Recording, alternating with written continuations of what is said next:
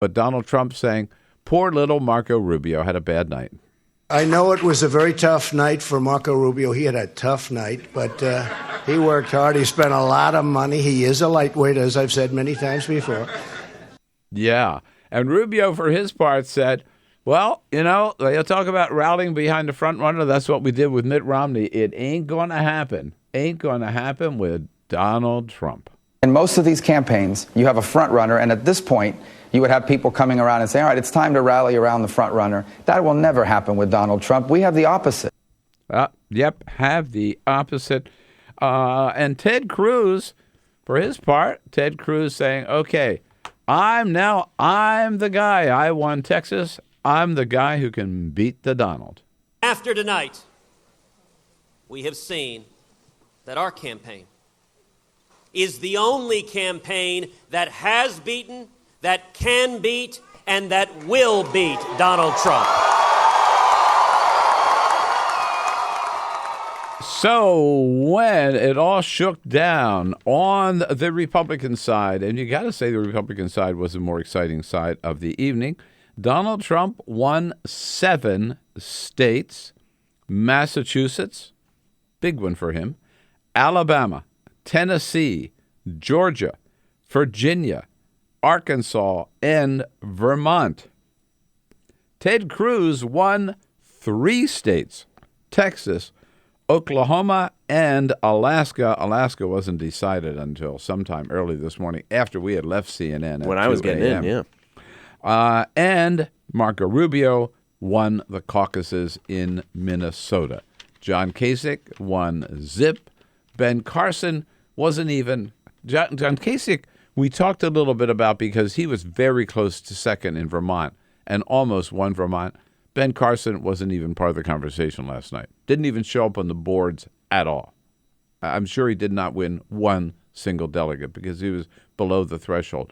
And by the way, Marco Rubio, even though he won that one state of Minnesota, in 3 states, Marco Rubio got zip delegates because he didn't even make the whatever the threshold was in that state, 15 or 20%, whatever it was. Yikes. Marco Rubio didn't make it. Texas, Rubio, Latino in Texas, 0 delegates. Did not make the threshold. Right.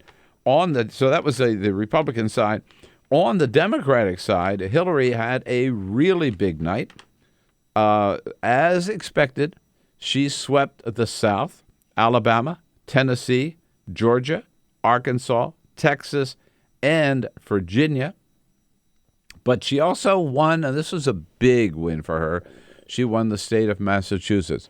It was close for a long time. Bernie was originally in the lead. Then she picked up the lead, held on to the lead. And so she ended up with 7 states. But Bernie Sanders not only winning his home state of Vermont, but winning the caucuses in Colorado, the caucuses in Minnesota, thanks to all of our good friends at the Blue State Ball, and also winning the primary in Oklahoma. So let's just throw out the questions here, take a quick break, and then get your calls, right?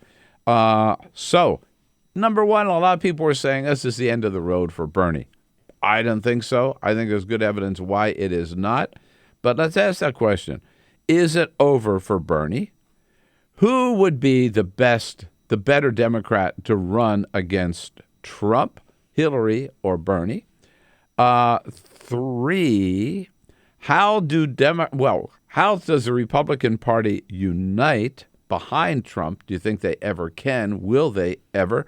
Or will some people, as even Republicans on the CNN set last night, one Amanda, I forget her last name, she said she could never vote for Trump and never vote for Hillary or Bernie. So she probably would, she said, write in somebody. But so there are a lot of Republicans who they know that Trump is such a danger to the party that they could never support him. Lindsey Graham. I don't see how Lindsey Graham could possibly support Donald Trump.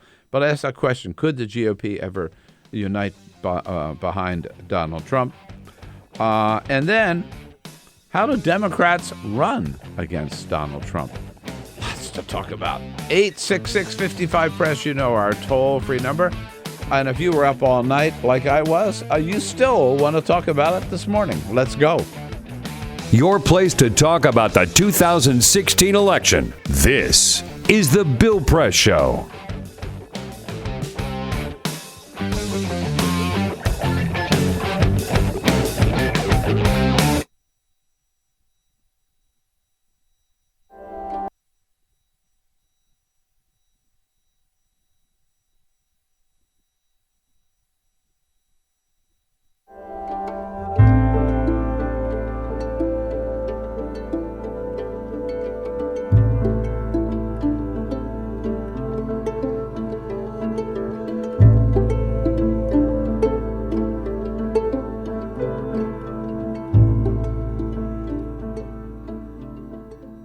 Today, in this country, we are having a conversation about police violence, the killing of black men, and what all that means.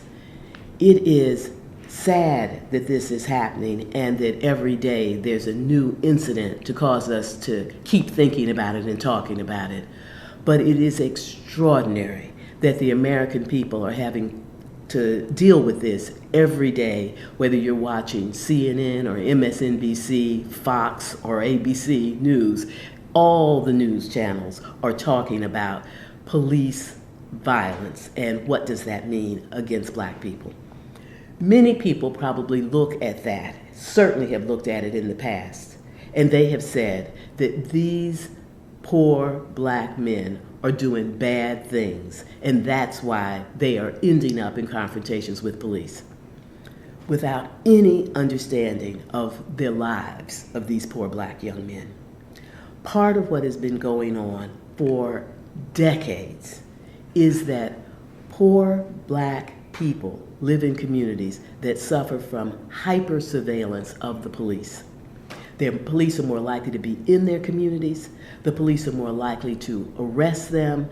The police are more likely to stop them even if they're not doing anything. And that is what is so hard for the American people to believe, that you would get stopped and searched and arrested by the police and not doing anything. But this is starting to come out as people are telling the stories over and over again. But this has been the condition, this hyper surveillance by police, making it more likely for people to get a record, to be known by the police, and then once they get in the system, it is almost impossible to get out because of the whole system of being on parole and missing an appointment or fraternizing with a person who has a criminal record, getting you right back in the jail, and then going back again and again and again. This is coming to be seen by the American people in a way that it has never been seen before.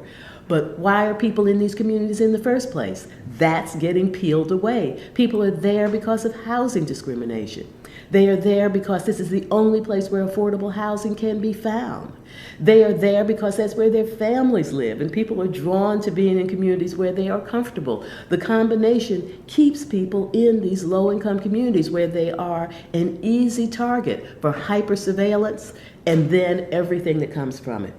And so as we think about these issues, we have to understand that while you as an individual in this society, as a white individual, you may not carry personal racism, but that does not keep the system from operating in a racist way.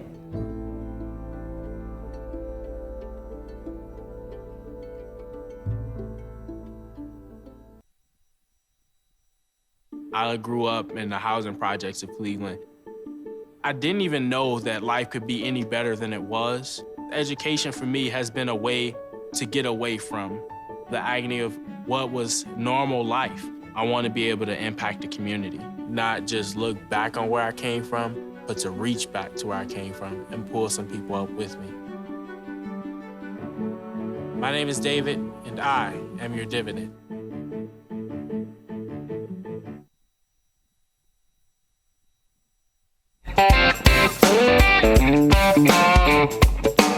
This is the Bill Press Show. All right, your thoughts about Super Tuesday, Trump Tuesday, as Fox News is calling it this morning. Just a couple points before we get to your calls on that. First question, is it all over for Bernie? Hell no. For a few reasons. Number one, Bernie's still got a great message. calling for the political revolution, talking about income inequality, talking about a living wage, talking about free college tuition, talking about universal health care. It's a message that really resonates, especially with young people, proven to do so. Still got a strong message. Number two, he now has a tie in Iowa, and then he's got 5 states. New Hampshire plus the ones he won yesterday. 5 states to his credit. He's got the money. $42 million in February, $6 million on the last day of February. One day, $6 million. And that's on top of $21.3 million raised in January. And number 4, some of his best states are still ahead. Yesterday was sort of designed for Hillary Clinton. But he's got Michigan, he's got Illinois, he's got Ohio, Pennsylvania, New York, California, Wisconsin, all coming up. Those are states that look very good right now for Bernie Sanders. So no way should he drop out, or will he drop out. He's in there for the long haul. Let's say hello to David out on Long Island, New York. Hello, David. Hello? Hey. Hi, David. How are you? Hi. All right. So my point is that I feel last night we witnessed the beginning of the end for the Republican Party as we know it. Because if Trump is the nominee, I don't see how they can win. And if they manage to knock him off somehow, like in a convention, I don't think his supporters will come out and vote for the Republican candidate. I just don't see how they can. I don't see how the Republicans can win the next election. Well, first of all, I totally agree with you. This is the end of the Republican Party as we know it, right? Because he is anti-establishment, anti-Republican Party. And David, that's a big question. How can they, after what he has said about them and they have said about him, how can they rally behind him and then expect people to get out and vote? Do you think they can do it? No, I don't think they can do it. And the only person they have to thank is themselves. Totally. 8 years of the most nasty and vile propaganda against our current president, and this is what they have to show for it. If you drink poison trying to kill your enemy, guess what happens? You end up dying. Oh, yeah, that's right. Sow the wind and reap the whirlwind. You're absolutely right about that. They created Donald Trump, and now he is eating them alive. All right. More comments, questions about the Super This Tuesday coming up. is the Bill Press Show.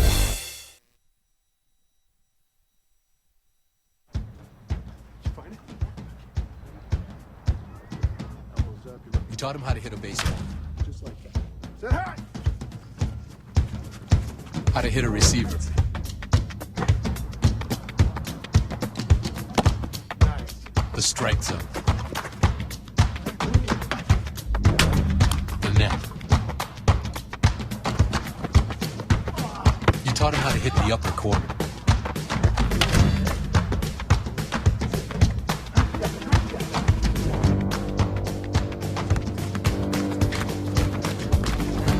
You even taught him how to hit the open man.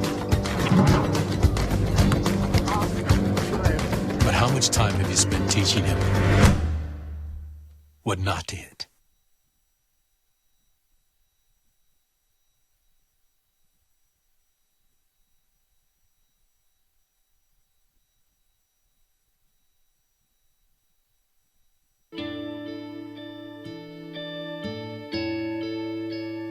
Calls me googly eyes. You know you're beautiful, right? You know that? Even you are beautiful. I got bullied for wearing glasses. Share if you're against bullying. We put it out there, just took off. 3 million people have shared this post. Don't let bullies get you down. I stand with you. The whole family's wearing glasses. I wear glasses and I'm proud. I even have the army on my team. All the kind comments brought my child joy. I don't feel thank you is enough. That's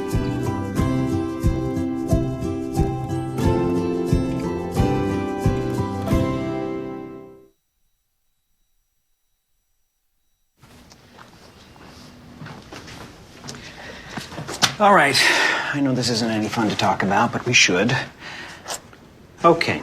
So who's going to do what? I'll pack the dead batteries. Great. I'll only put what I don't need into a duffel bag. Perfect. That's totally unhelpful. No problem. Meanwhile, I will try to comfort everyone by speaking in a calm voice. And I'll try to get the generator going without any gas.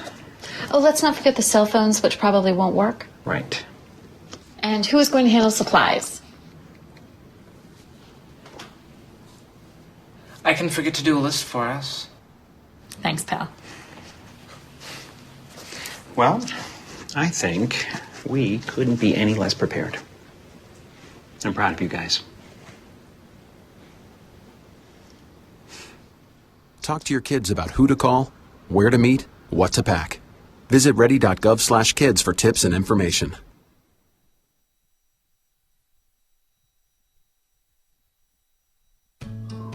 You wouldn't let money just blow out of your house. So when your AC or heater is on, make sure the doors, windows, and fireplace flue are shut tight. If you're headed out, turn down the AC or lower the heat by 10 degrees. And always keep your water heater set at 120. A little bit of common sense goes a long way. Get more great tips at energysaver.gov.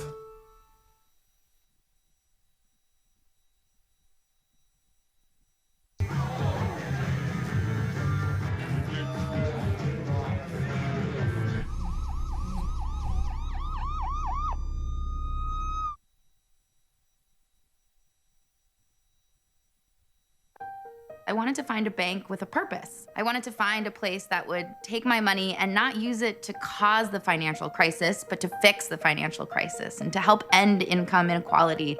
The people that we employ are usually clients right off the streets. They don't have an account, but Amalgamated is willing to get that started for them.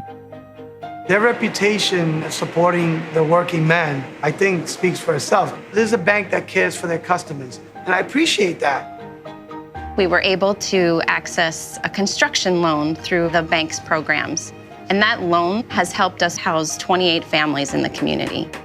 Amalgamated is a bank that was started for and about working people. Many of our customers have a deep commitment to advocating for social and economic justice. We share that commitment, and we're not afraid to stand up and say that we need to change some of the way that the country does business.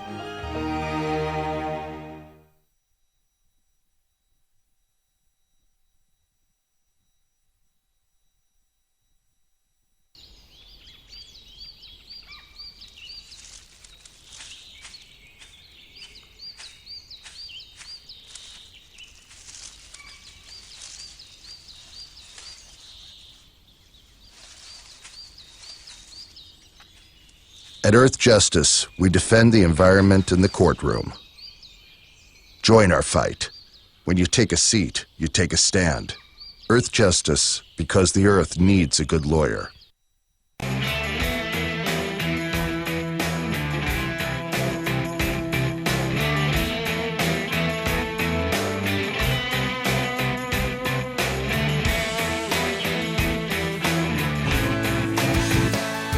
Yeah, here we go now, 34 minutes after the hour, the morning after Super Tuesday, and what a Huffington Post calls this morning in a great headline, The Reckoning.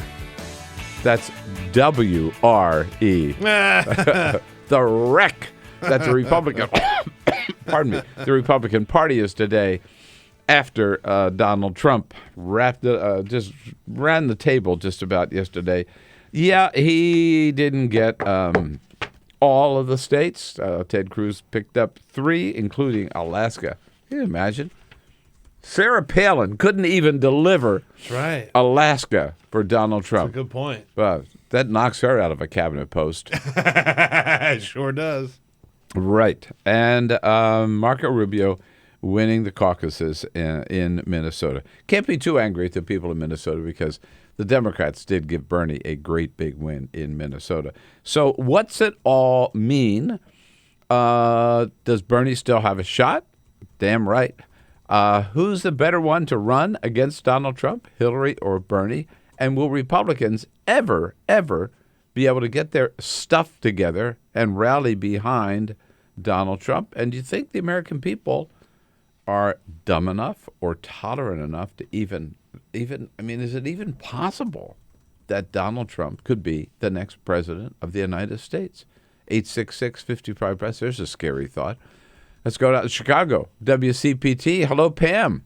Good morning. Hello. How are you? I'm well. How are you? I'm good. You know, I'm coming out next week to Chicago. I hope I see you while I'm out there. I hope so. Yeah. I'll get the information. All right, check out WCPT. We have a big, I forget exactly where the book event is on Wednesday evening, and then I'm broadcasting from there on Thursday morning. So check it out, Pam. Oh, that's good to know. What do you think about yesterday? Well, I wasn't surprised, but let me start with the Democratic Party first, Bill. Yeah. Yes, Bernie should stay in, absolutely. Yeah, why not? My concern is that the Democratic Party seems to want to coronate, in my opinion, Hillary to the office of presidency. And I think it should be a democratic process, but I think Bernie has been a little bit hampered because if he really points out some of the issues with Hillary, it's as though he's attacking her. Whereas she's kind of presented him as this big pie in the sky. His ideas can't be reality. Yeah. And I'm very concerned about that. So I know they want to be civil, and we certainly, want to come out of this United. good position. But you have to point out the differences, and I think Bernie has some work to do. You know, Pam, I'm sorry to jump in, but you make a very good point. Is that every time Bernie raises any difference with Hillary, people are like, personal attacks. He's really attacking her personally, right? And that kind of stuff. But no, he's not. A smear, an artful smear is what it was called. Remember the that? artful smear? Yeah. No, it's not. He's just raising some legitimate issues, right? It's an election. She was for the war in Iraq. He was against it, right? She gave speeches to Goldman Sachs. He didn't, right? And that's fair to point out, right, Pam? Exactly. And I don't see anything that Debbie Wasserman is doing to try to up the voter turnout for the Democratic Party. I mean, we talked about I don't see anything she's trying to do. Nothing. So maybe you have more insight. No, nothing. In fact, I'm really troubled by that. That's a real concern. I'm glad you touched on that. The Republicans yesterday, record turnout in Virginia, state after state, Tennessee, Virginia, all the way across the board, record turnout for Republicans. And lower turnout than normal, Pam. Democrats should be worried. For Democrats. Democrats are going to have to get their act together before the general. You wanted to make one other point, Pam? Quickly regarding the Republicans, Bill, it is really upsetting to me that Donald Trump is just being really let off the hook with this reference to KKK and not knowing about white supremacy. My concern is this, and I'll hang up. If you're a president, you want to be a president of this country, and you don't know the history of racism, white supremacy, and KKK, where have you been? Well, it's worse than that because he does know the history. He does know who David Duke is. He has talked about David Duke. He sure as hell knows what the KKK is, right? And pretending that it was a bad earpiece, BS. Yeah, right. No way. No way. Absolutely right, Pam. He should not be let off the hook. And I'll tell you one thing. Neither Hillary nor Bernie are going to let him off the hook on that for sure. Out to Eureka, California. Hello, Jake. What do you say? Hi, Bill. Hey, well, I say the fact that Trump is a misogynist and a racist is going to doom his candidacy in the fall. I think we need to get on it right away, start running those ads, showing all the sexist things he's had to say, all the racist things he's had to say. This guy also has a history personally of, cheating on his wives in the past. I know, of course, he'll bring up Bill, but, of course, nobody's blaming Hillary for what Bill did. And the impeachment of Bill Clinton was a giant disaster for the Republican Party. So if they want to bring up that issue, I'd say fine. I say go after Trump personally. It's about time. Yeah. Well, I think they will. I think people will. And that's why, a lot of Republicans are really – look, first of all, I don't think we should take Donald Trump for granted because one thing he has proven is he's a pretty savvy politician. You got to admit.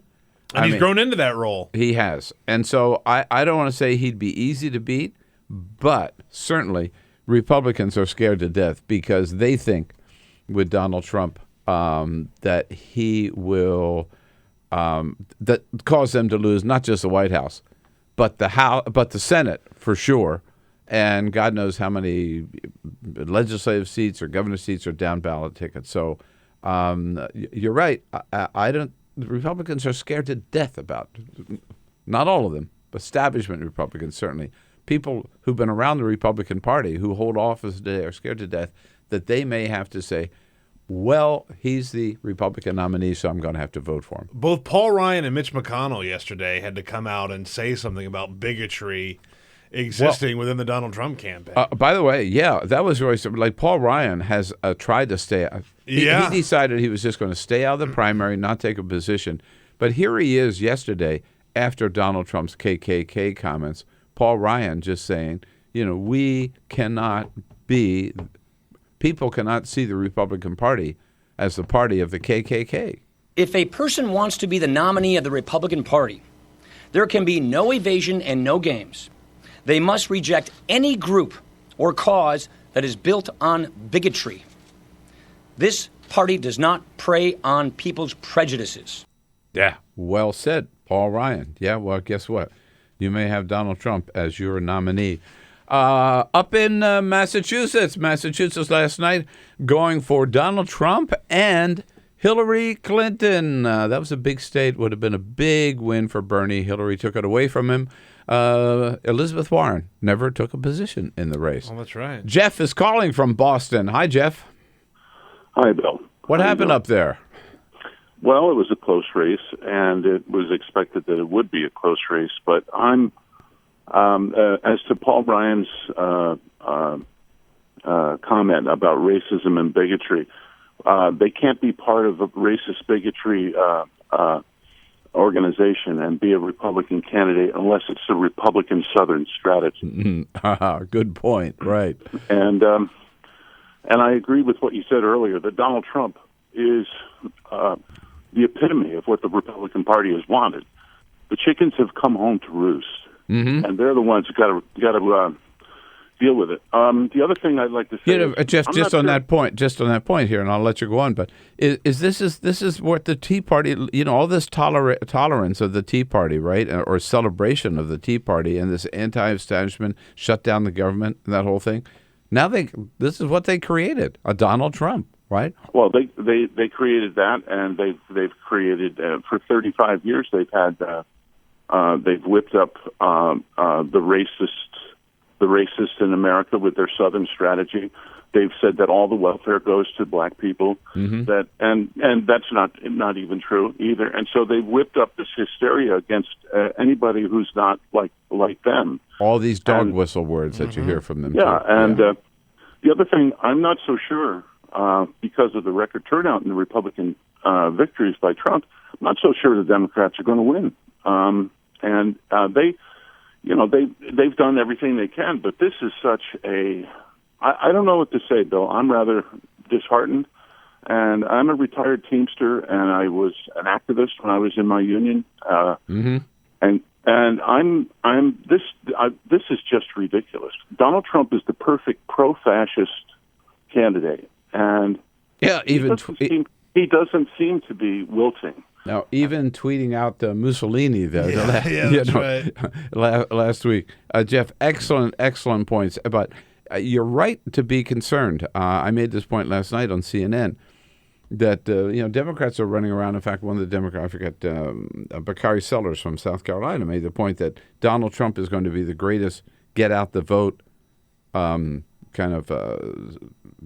factor, right, that Democrats need. And I said, yeah, you know what? The problem is he's also going to be the greatest get out the vote factor for Republicans as well, because he's shown that he can get them out to vote. And so far, turnout on the Democratic side has been way down.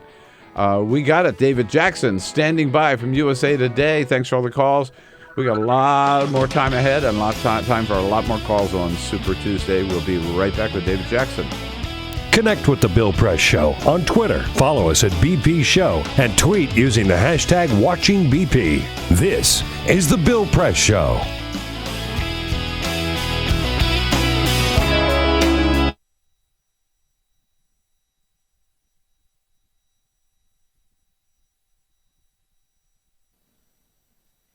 A letter to the girl I used to be.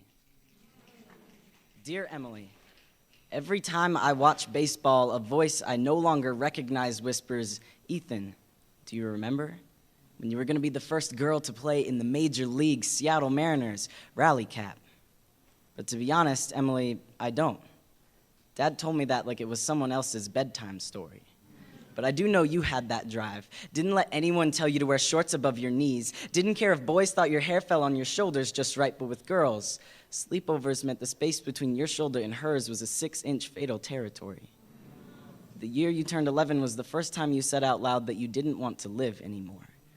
In therapy, you said you wouldn't make it to 21. On my 21st birthday, I thought about you. You were right. At 19, you started to fade. I tried to cross you out like a line in my memoir I wished I could erase completely. And maybe I'm misunderstanding the definition of death, but even though parts of you still exist, you are not here. Most of my friends have never heard your name until now.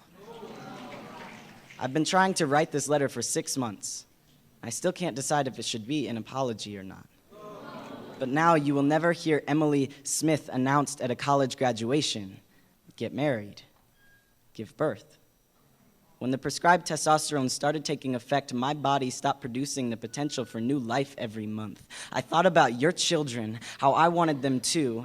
I let a doctor remove your breasts so that I could stand up straighter. Now, even if I somehow had those children, I wouldn't be able to nourish them. My body is obsolete, scarred cosmetic, but never C-section.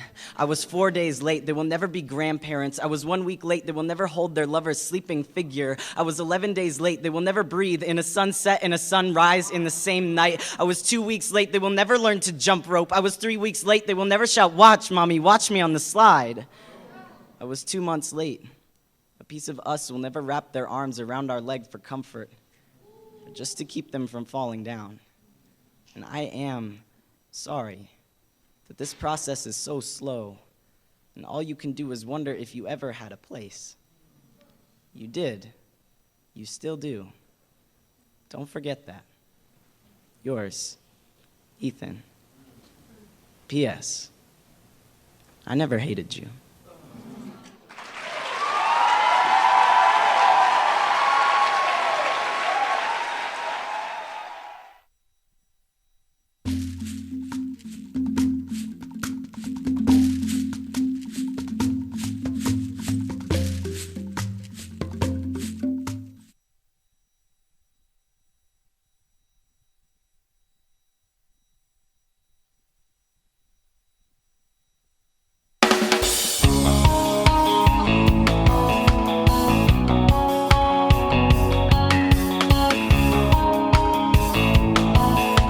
Can't catch the entire show? Listen to BP in 3, where we turn 3 hours into 3 minutes. Find it every day at BP Show on Twitter or at BillPressShow.com.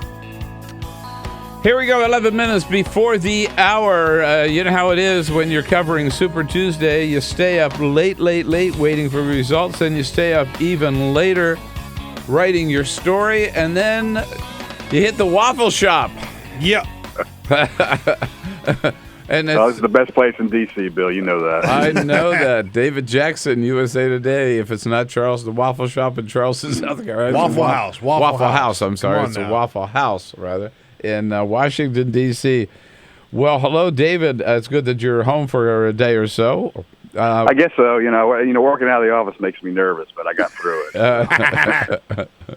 it. So, did you expect Donald Trump to do so well last night? And Marco Rubio to do so poorly?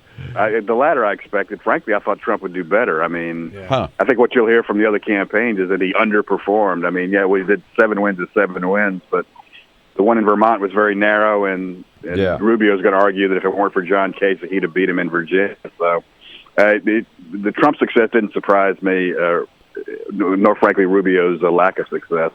I guess the thing that surprised me most, Bill, is that Cruz actually won, 3 contests? 3 contests, right. I thought he'd only win 1 of them, so I guess that's the most surprising thing that I had. Texas, Alaska, and Oklahoma? Right. And he was behind in Alaska when I left. It's funny, I told the guys when I left that I think Trump's going to pull it out in Alaska. So that's what I know.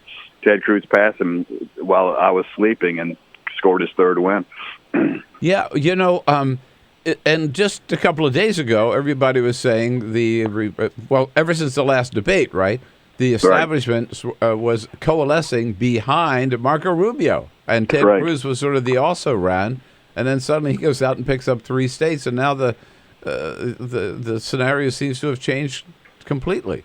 Well, very much so. Well, this shows you the Maverick vote this year is much larger than the establishment vote, because even when people were talking about ways to take down Trump, Cruz was still doing pretty well. And Cruz and Trump, I think, draw from the same pool of voters who don't like the current party. They don't like the establishment. They want an outsider. And even though he's a sitting senator, Cruz is considered an outsider. So he's the one that reaped the benefits of any drop-off that Trump had.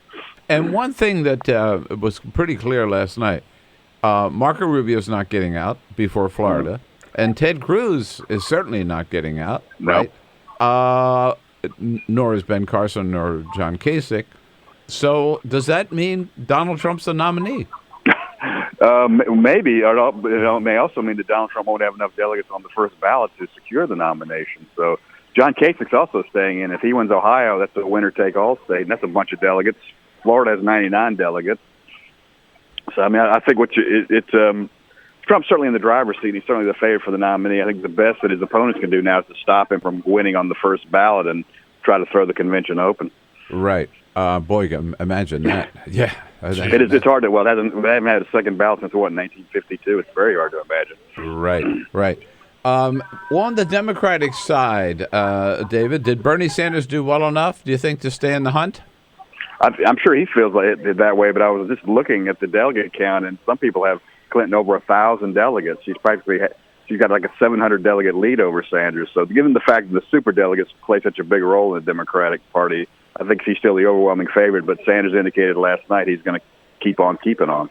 Yeah, and he has a meeting this morning with reporters, the Path Forward, I think is what they're calling this, where Tad Devine, and Tad Devine knows the delegate count and the system and the process better, I think, than anybody alive, right? And he's the guy who's running it for Sanders, and he's going to lay out their path ahead. And there are some promising states ahead for him. Doesn't very mean much so. Yeah, necessarily win them, but he'll certainly get a chunk of delegates from those states.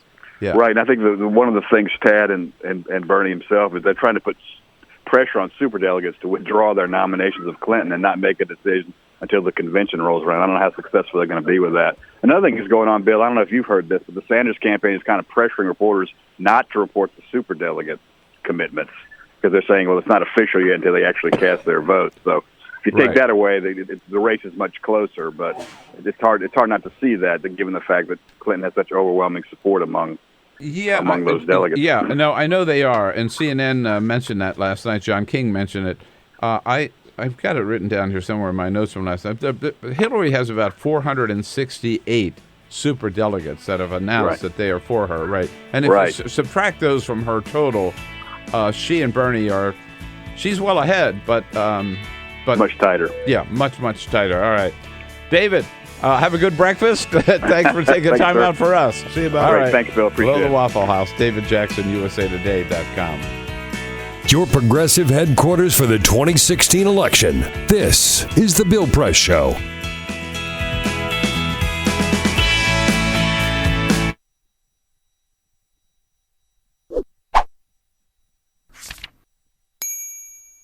So you're drowning in student debt, and it looks like there's no way out. Have you considered bankruptcy? Of course not. It's a dirty word, and everything you've heard says students can't file anyway. It didn't start that way. Bankruptcy laws were enacted in the 19th century to give people a fresh start. But not all debt is created equal. Take this, for example. We have you, your buddy Carlos, and your Grandma Lucy. Carlos got laid off. His credit card debt was too much to handle, so he filed for bankruptcy. Will totally screw his credit, but at least he can start fresh, and after 10 years, his credit report should be fine. Grandma Lucy's home lost half its value. Now her mortgage isn't worth paying back. She says F it and decides to file for bankruptcy too. Then there's you. You didn't land that dream job, you're struggling to make ends meet, but the interest just keeps piling up. With a broken heart, you've written off the possibility of buying a home, having kids, and getting married because, hello, who wants to deal with your crazy baggage? But in reality, you want those things, and your education was supposed to get you there. Now you need a fresh start, just what bankruptcy was intended for. You try to file, like Carlos and Grandma Lucy, and that's when you realize it's not as easy for you as it was for them. In the 70s, Congress worried that students were using bankruptcy to abuse loan programs. That wasn't quite true. Still, over the years, Congress gradually stripped student debtors of their options. The Bankruptcy Reform Act of 1978 was even called discriminatory toward students by the chairman of the subcommittee. Student debt was singled out and lumped with criminal debts. Today, if student debtors try filing for bankruptcy anyway, they'll need to prove their debt imposes an undue hardship. But who's to say what qualifies as an undue hardship? Even some judges have said they don't get it. This lack of clarity in the law could work in your favor. A Harvard researcher discovered in 2012 that few students actually try to discharge their loans through bankruptcy. Of the students who filed for bankruptcy to settle other debts, only 0.1% try the same tactic on their school debt. The craziest part? Just under half of them got their debts fully or partially discharged. In other words, you can file for bankruptcy on your student loans. Depending on your situation, it might just be a matter of trying. At least there's that.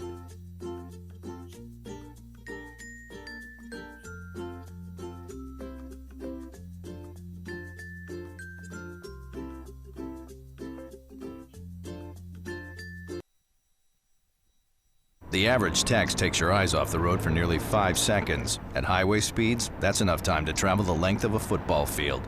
Stop the texts, stop the wrecks.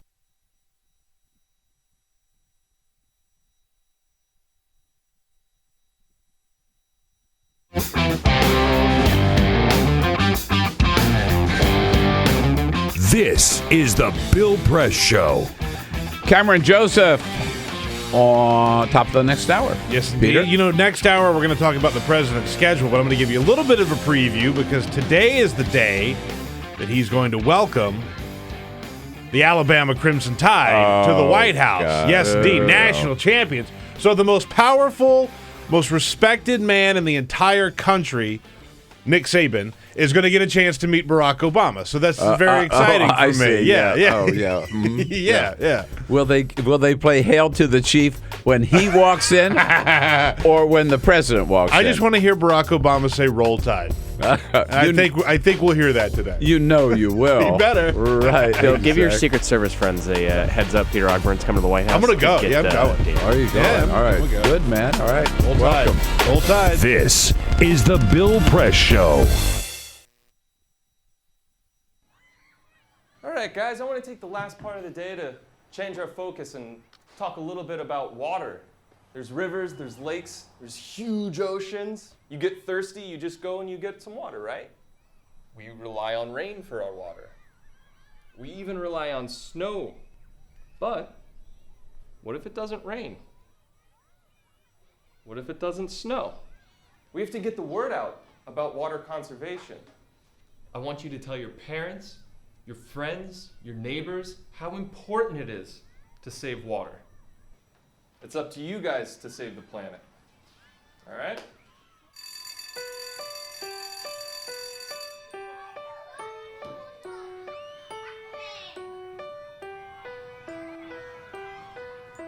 What if it doesn't rain? What if it doesn't snow? We have to get the word out about water conservation. It's up to you guys to save the planet.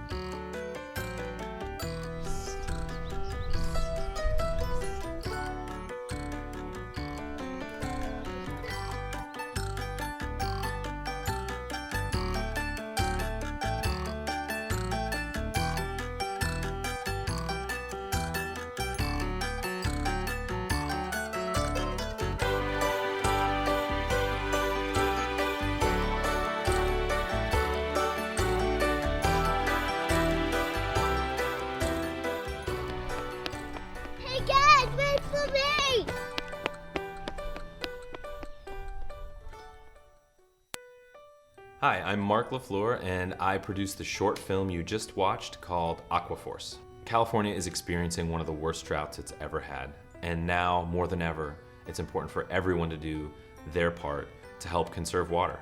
The reason I made this film is because I wanted to make something fun and informative that would get people talking about the California drought. Obviously, this is an important issue because we have a limited amount of clean drinking water. I think it was very important to let people know, especially young people, that this is an important resource, maybe our most important resource, and it's something that we can't take for granted and we certainly can't waste. I really wanted this to be something that children would respond to.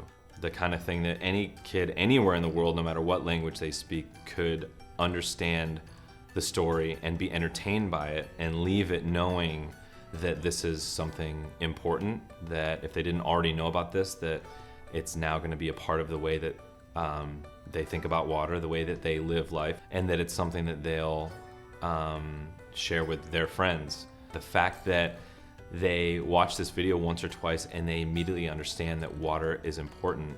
That's it. That was the whole point of this thing, to get it into the conversation, to make it something that kids are thinking about, talking about, that they're aware of, and that they know is important.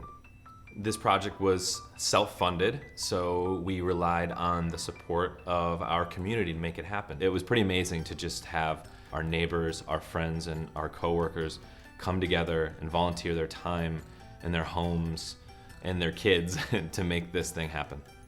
Thanks for checking out the video. Keep the Aquaforce going, and thanks for watching Free Speech TV.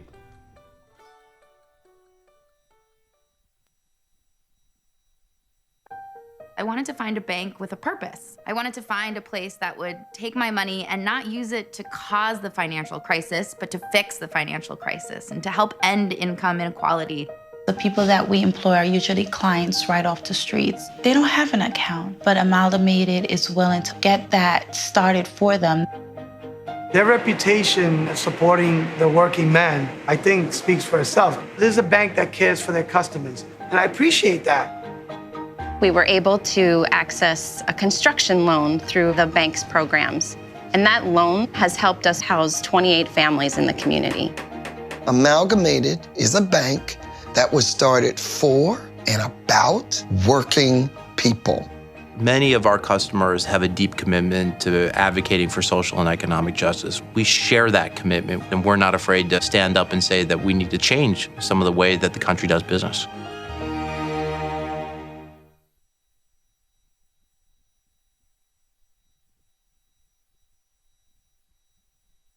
On your radio, on your TV, and online. This is the Bill Press Show. Super Tuesday is behind us. Donald Trump and Hillary Clinton, the big winners. Hello, everybody. Wednesday, March 2nd, the Bill Press Show. Here we are. Oh, man, what a night it was with a lot of surprises. And we thought Donald Trump was the front runner before last night. We know that he is today, may be, in fact, the presumptive nominee. We knew Hillary Clinton was the front runner with an edge over Bernie Sanders. She's got a little bit more of an edge today, but Bernie is still very much in the hunt, picking up 4 points, 4 states yesterday. And now we move into caucus this weekend. And this month of March is really going to decide most of the delegates. Big state of California doesn't come along until June. But when I was out in California and working with the Democratic Party, we tried to move the primary up to early, so California would have something, play some role. But even though California has more delegates than any other state, it comes so damn late that it really doesn't make any difference. Almost doesn't matter. Yeah. Almost doesn't matter. No. Someday that'll change, but not this year. Anyhow, great to see you today. Look forward to hearing from you. You know you want to talk about Donald Trump this morning, 866-55-PRESS, or you know you want to talk about Hillary or Bernie, 866-55-PRESS, or send us your comments on Twitter at BP Show and on Facebook at facebook.com/Bill Press Show. Peter Ogburn and Jamie Benson. Hello. Hello, Good Bill. morning. Hello, here we are. Ray Rogers, ready for your calls. Been working our overtime this morning, 866-55-PRESS. And Cyprian Bolding, he made it. In-house. We're looking good again. There he is. All right. Yeah, our video. A rocky start there with me on the camera, but we're a lot better now. Yesterday, while most people were paying attention to Super Tuesday, there was a big gathering down at the Mayflower Hotel, memorial service for Justice Antonin Scalia. And, of course, the official funeral was last week. But yesterday, some of his colleagues on the court had a chance to speak. First, let's start with Ruth Bader Ginsburg. She and Justice Scalia were good friends, went to the opera together, even though they disagreed on almost every issue that they weighed before the court. How could that happen? She explains. Once asked how we could be friends given our disagreement on lots of things. Justice Scalia answered, I attack ideas. I don't attack people. Some very good people have some very bad ideas. Yeah, right. Unfortunately, I think he did attack people. He didn't attack people unless they happen to be black or brown or gay or female. Other than that, he treated people civilly. Yeah. Right. Good point. And here's a voice we never hear, although he did speak on Monday for the first time in 10 years. But Clarence, here he is, Clarence Thomas. I loved the eagerness and satisfaction in his voice when he finished a writing with which he was particularly pleased. Clarence, you have got to hear this. For a guy that's got pipes like that, he's got great incredible voice. He should talk more often, I know, man. Right. Jeez. Yeah. That guy's got a great voice. I'll tell you, if he ever... Clarence. Yeah. If he ever resigned from the court, he could get a job saying, "This is CNN." That would be great. That would be great. This is Clarence Thomas. This is Clarence Thomas. Yeah. There he is. Totally do that. All right. Hey, we're going to start off with Cameron Joseph from Mashable down in Florida with Donald Trump. Olivia Nuzzi from the Daily Beast joins us. And next hour, Peter Fenn here is a friend of Bill, and we'll be joined also by Evan McMorris-Santoro from BuzzFeed. But first, this is the Full Court Press. Just a couple of other stories making news. It was a big night for Donald Trump, of course, but we know one place he will not be celebrating. That is at the Ruby Steakhouse in Louisville, Kentucky. Now, Donald Trump was in Louisville yesterday, campaigning a little bit. And in Cincinnati, a man by the name of Jeff Ruby runs a steakhouse, and he tweeted out, "Tell Donald Trump he is not welcome in my restaurants." He was asked about why not, and he said, quote, "He denigrates women, he disgraces POWs, he disparages the disabled, he badmouths anyone who disagrees with him. He claims to have never heard of David Duke and praises Vladimir Putin. He's as presidential as Cam Newton." End quote. That's like the best summary.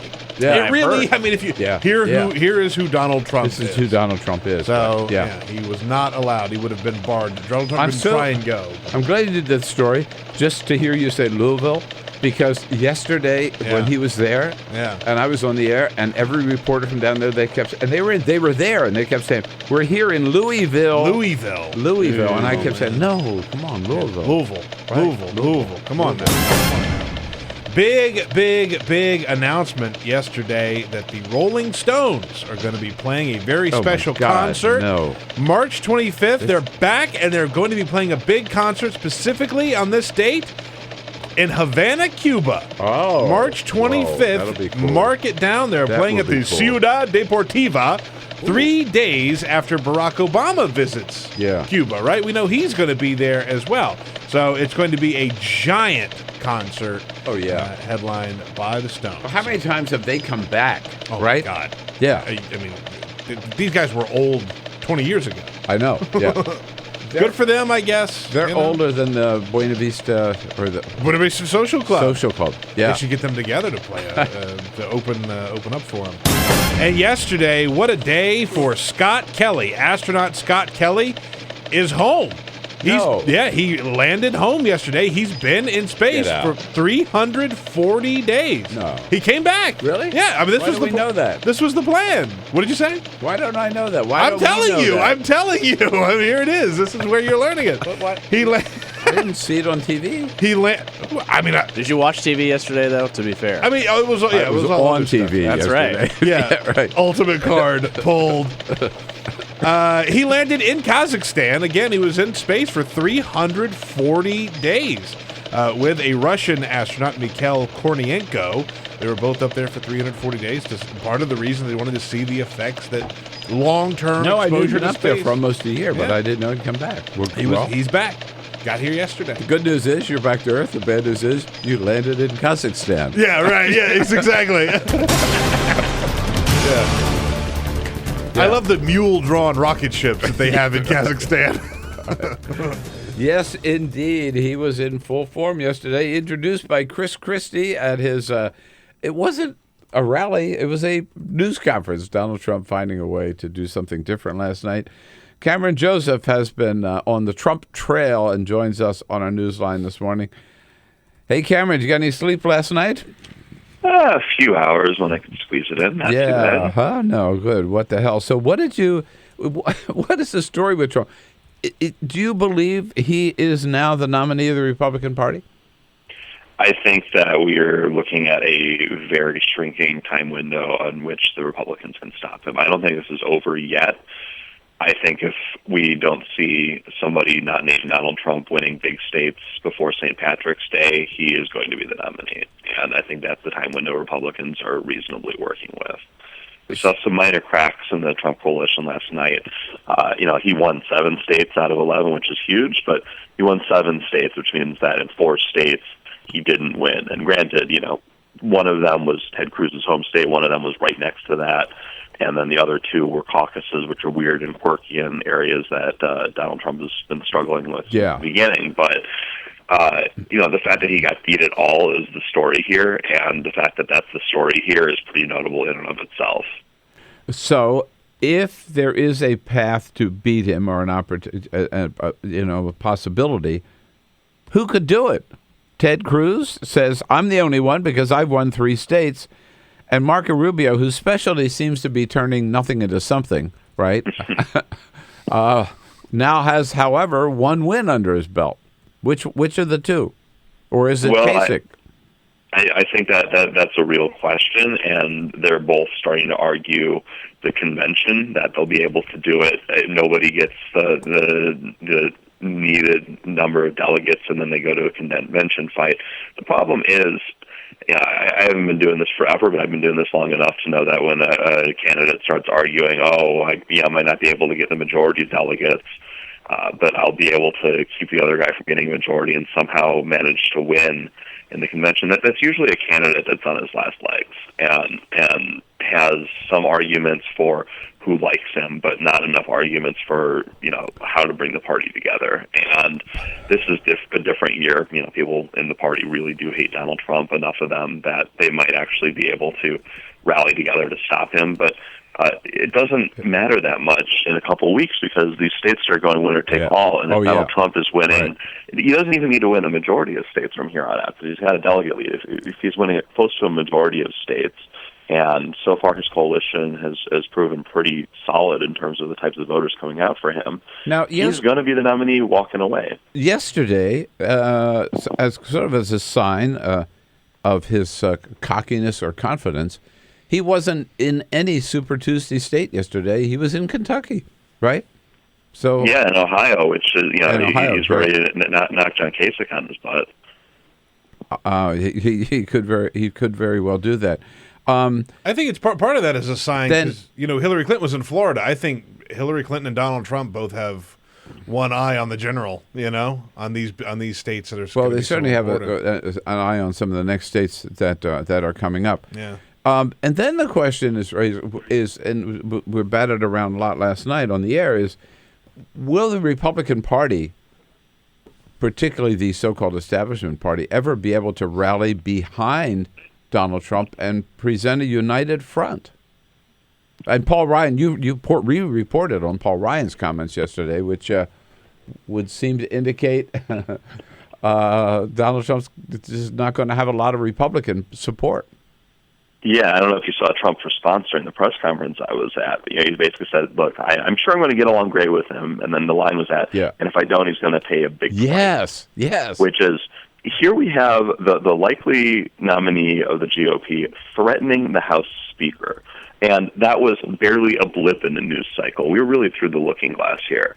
But at the same time, we've seen this before. I mean, not in the years I've covered politics, but you go back and there was a convention fight between Ford and Reagan, and the party didn't quite get together, but there was most of the party got together by the general, even though they lost. I mean, that was Watergate more than anything that killed them. And if you go back to 1980, there were some pretty nasty fights between George H.W. Bush and Ronald Reagan, and you've seen pretty bad fights within both parties, and frankly, the Democrats stayed more badly divided during the Vietnam years between these kind of later Reagan Democrats and Southern Democrats and the more liberal folks. But parties tend to fall behind their nominee at the top when they have to.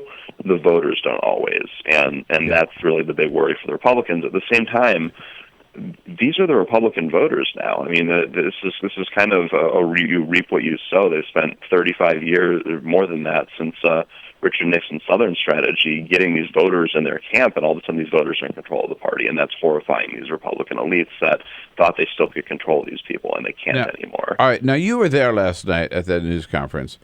Was it as awkward in person as it appeared on the air to have Chris Christie standing there while Donald Trump was answering questions? Yes, and from where I was sitting, I couldn't unfortunately see the silent scream in Chris Christie's eyes because his head was directly blocked by Donald Trump. It was whenever Donald Trump started waving around and moved his head a little bit that I could get a real glimpse at the abyss. But he watching the videos later on, I mean, he clearly wasn't super excited to be there. I don't think he's used to being the lackey. He's used to being his own man and being in charge. But what Chris Christie had to say was pretty interesting. We have to unify. We have to come together around the obvious front runner.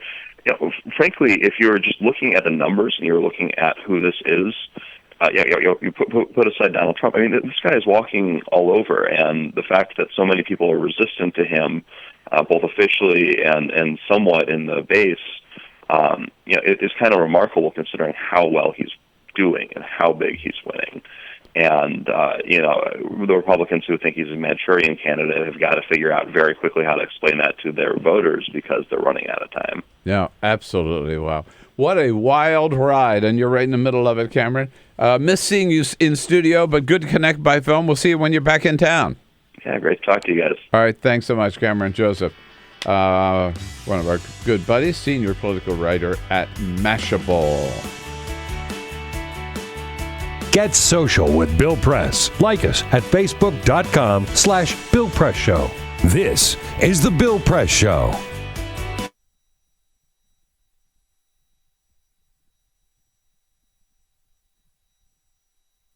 This is the story of my grandfather. When I was 19 years old, his right hand was crushed in a printing press. He was supposed to lose the hand, but a young doctor saved it just in time for the war. This is the story of the war. My grandfather repaired tanks. Behind the front lines, away from the cameras, he would pull pieces of dead men from the machines and send the machines back out to the field. This is the story of the war a decade later. Back then, you didn't talk about depression. There was no such thing as PTSD. When my uncle, age 7, asked him who won the war, my grandfather said, nobody. This is the story of my grandfather, the machinist. I have a newspaper from 1981, a story about the Nobel Prize for Physics, a photograph of the winner, a Harvard man standing by his machines. This man is not my grandfather. Beneath the photo, my grandfather has written, I designed and built almost everything in this picture. They worked together for 10 years, but my grandmother says the physicist never even remembered his name. If you asked that Harvard man, there would be no story of my grandfather, just a pair of disembodied hands. This is the problem with stories. They have to leave something out. The editor cuts a line and someone's face fades. The editor says 200 words or less and suddenly a whole family goes missing. The spotlight isn't about the light, it's how it makes everything around it dark. My grandfather's face is erased from every story. The machines survive, but the man who made them doesn't. The machines make the photo, but their maker is out of frame. But we choose where to point the camera. We can choose how to tell the story. We can choose which clothing the hero wears.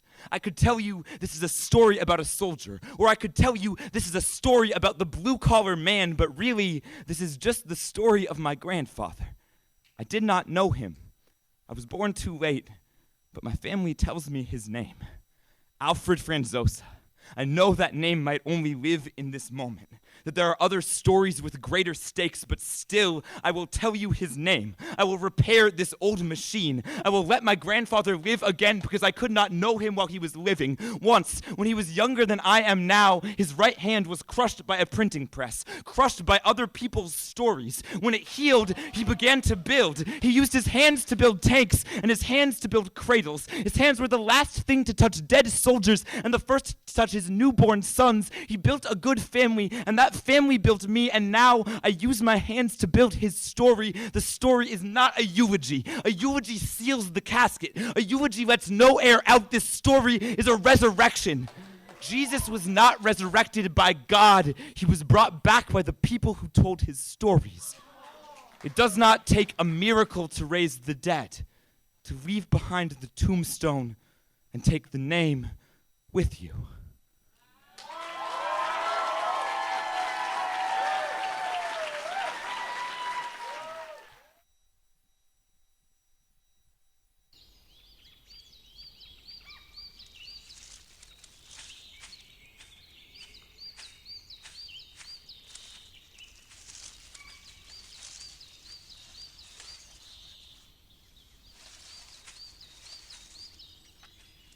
At Earth Justice, we defend the environment in the courtroom.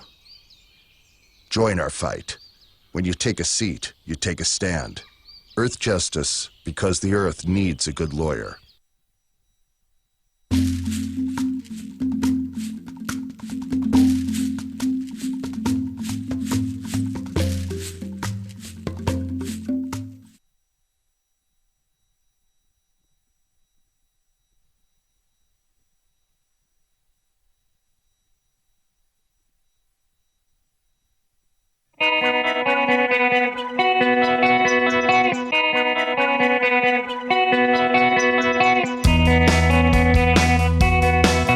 This is the Bill Press Show.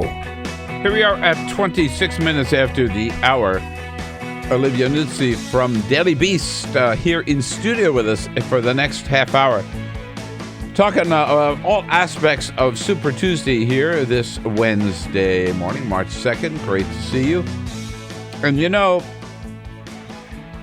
one of the elements that was really, I find, troubling and Democrats ought to be really putting a lot of thought into is turnout.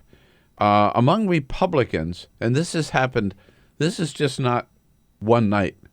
This has happened night after night after night, primary after primary after primary, I should say. The turnout among Republicans has been record high.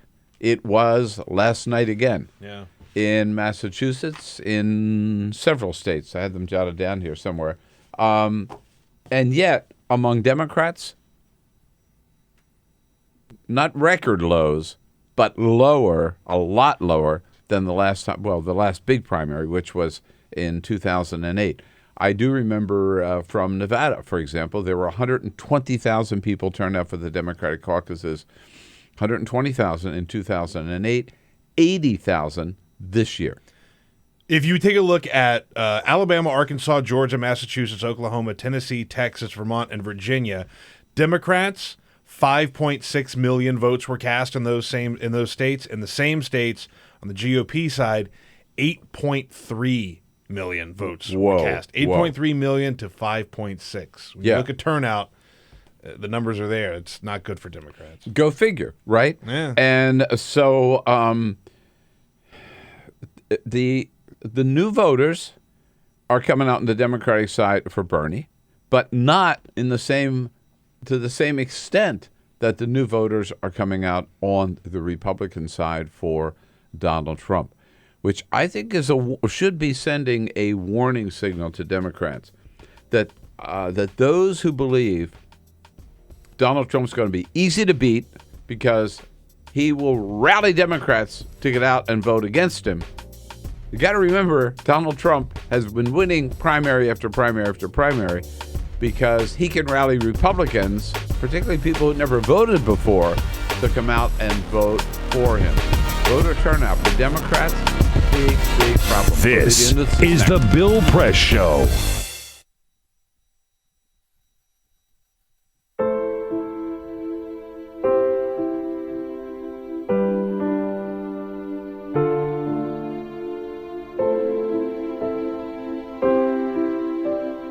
I have run these canyons for 6 million years.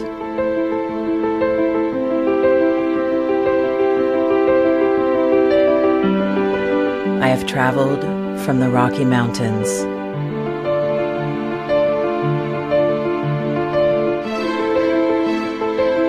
to the deserts, through scorching heat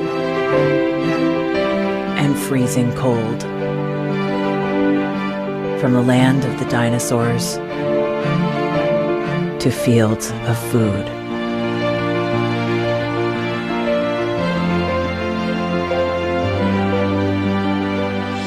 I lend my hand to 7 states, 2 countries, 9 national parks,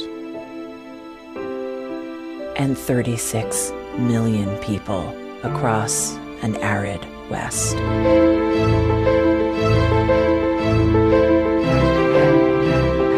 I am not the strongest or the largest, but I am the hardest working.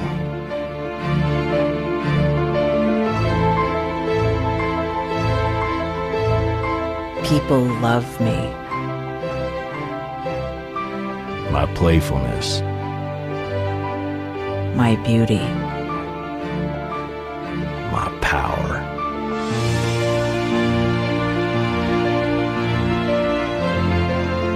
my life.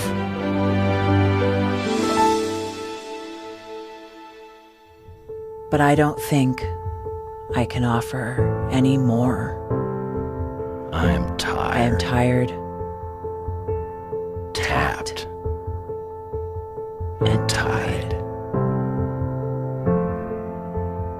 Of the hundreds of major rivers in the world, I am one of the few who no longer kisses the sea. Battles to harness my soul have been won and lost. Use me wisely, and I will sustain you. Use me like you have, and I will break. My name is Red. The Grand River Red. The American Nile. The Canyon Maker. I am the Colorado River. And I am the most endangered river in America.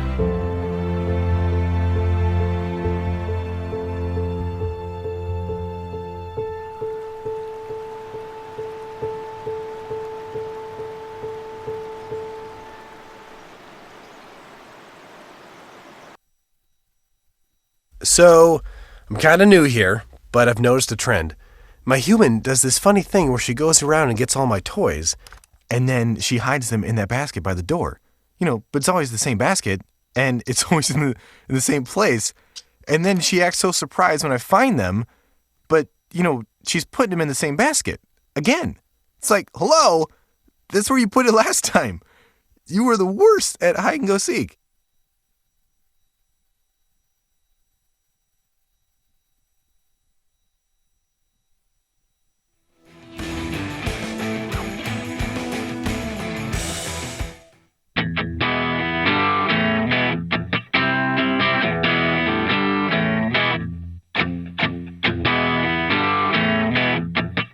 streaming live video right now at youtube.com/TawkrTV. That's TAWKR-TV. This is The Bill Press Show. All right, 33 minutes after the hour. Here we go. The morning after Super Tuesday. This election coverage is nonstop, it appears. And while we're talking about who the next president might be, let me remind you about the president who is ending up his term. New book out, somewhat critical of President Obama's performance from a progressive point of view. What kind of a jerk would do that? I don't know who would do that. Somebody named Bill Press. At any rate, you know my new book. It's called Buyer's Remorse. Number 7 on the Washington Post bestseller list. There you go. Is that right? I hadn't seen that. Yes. Congratulations, man. How about it? That's so great. If you don't have your own copy, you can get one at your local bookstore through Amazon.com. Or if you want a signed copy, and why not, just go to our website, BillPressShow.com. You tell us how you want it signed. We will ask no questions at all. We'll just sign it that way and send it out to you, BillPressShow.com. Up late last night watching the returns and here early this morning to talk about them. She's been out on the road with several of the candidates. Olivia Nuzzi covering politics for Daily Beast. Hello, Olivia. Hello. Nice to see you. Nice to see you. Tell us, what was it like? I mean, Iowa, New Hampshire, South Carolina. Yeah. Who was your favorite candidate to cover? Who was the most fun? Well, Trump is always the most fun to cover in that it's just completely insane, and his events are not like any other politician's events. Congratulations, by the way, on not getting choke slammed at one of his events. Thank you. I think really that's pride good. myself on that. Yeah. For now, I mean, who knows what's going to happen in Florida? Yeah. But his events are the most fun to cover. But I'm banned from actually covering them with the press, so I have to go in with the crowds, and so I have to get there like 2 hours early, and I have to hide among the crowd, and I can't interview anyone until after he speaks, so as to not out myself as a member of the press. And I have to run away from his aides whenever I see them, so that they don't spot me and kick me out. Now, are you banned from being part of the press at every candidate's rally? Just Trump for now. That's insane, though. That's crazy that you have to go through that. What happened? I'm sure any of my stories about Donald Trump or any of my tweets about him could have caused him to not like me. I think he takes things very personally. You know, he's been known, he has his stories about himself printed out. He reads them, you know, in his throne in Trump Tower. He writes notes on them, you know, with Sharpie and sends them to the journalists. I think he is very thin-skinned. Did you clearly, get a note? I didn't. No, but I just one day I woke up and I no longer received press releases from the campaign.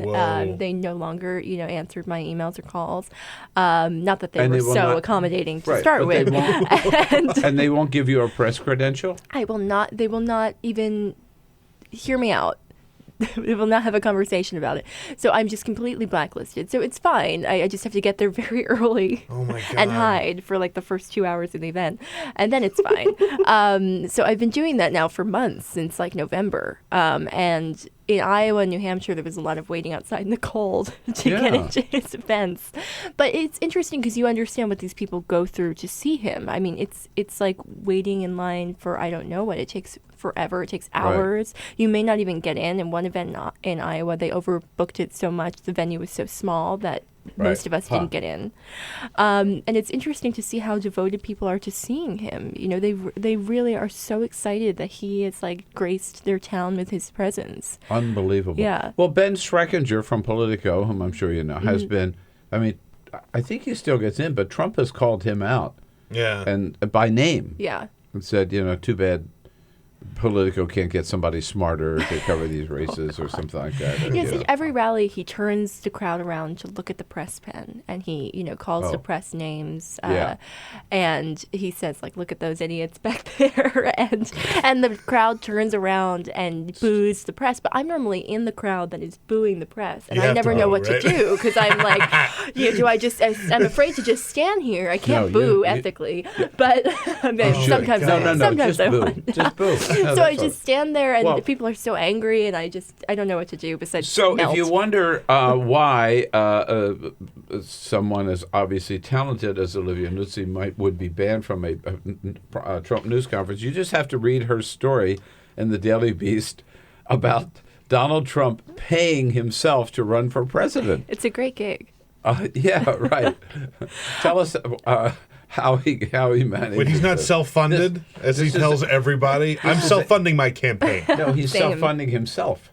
He is right. It's a great gig. He's basically keeping the Trump economy afloat with his presidential campaign. He has three-quarters of his donations have come from himself. No, 1/4 of them have come spent on himself, right? and 1/4 of them have come from online donations to his website, which he does solicit. If you go to his website, there's a big donate button. The idea that he's self-funding is a total farce. But I noticed going through his By the way, financial. why would anybody send $1 to Donald Trump? Well, lucky for you, I've explored this question in great detail. One man told me he was drunk when he did it. A lot of people. Wait a minute. A lot of people have told me that they did it just because they're really enjoying the show and they want to keep it going. But a lot of people just to them it's just a way to show support. Besides a tweet or posting a link to one of his speeches on Facebook, it's just another means. To me, of it's like sending $1 to Warren Buffett. I mean, I'd rather there's a guy outside every time we walk out the door here, right, standing with his cap collecting donations. I don't give him any money either, but I'd give him $1 before I'd give Bill Gates $1. Sure. I don't think it's because they think he needs the money. I think it's, this is a middle finger vote, and he's sort of like the punk rock candidate in some ways. And Punk rock is dead. Punk is dead. It's officially dead. Right. What's that Silver Jeans song? Punk rock died. Yeah, right. Yeah, that's it. So that's how he's getting his money, and he's spending his money on his own companies? Yeah, so like his plane, he reimburses himself for his. Since June, he has spent $2.2 million on Trump businesses.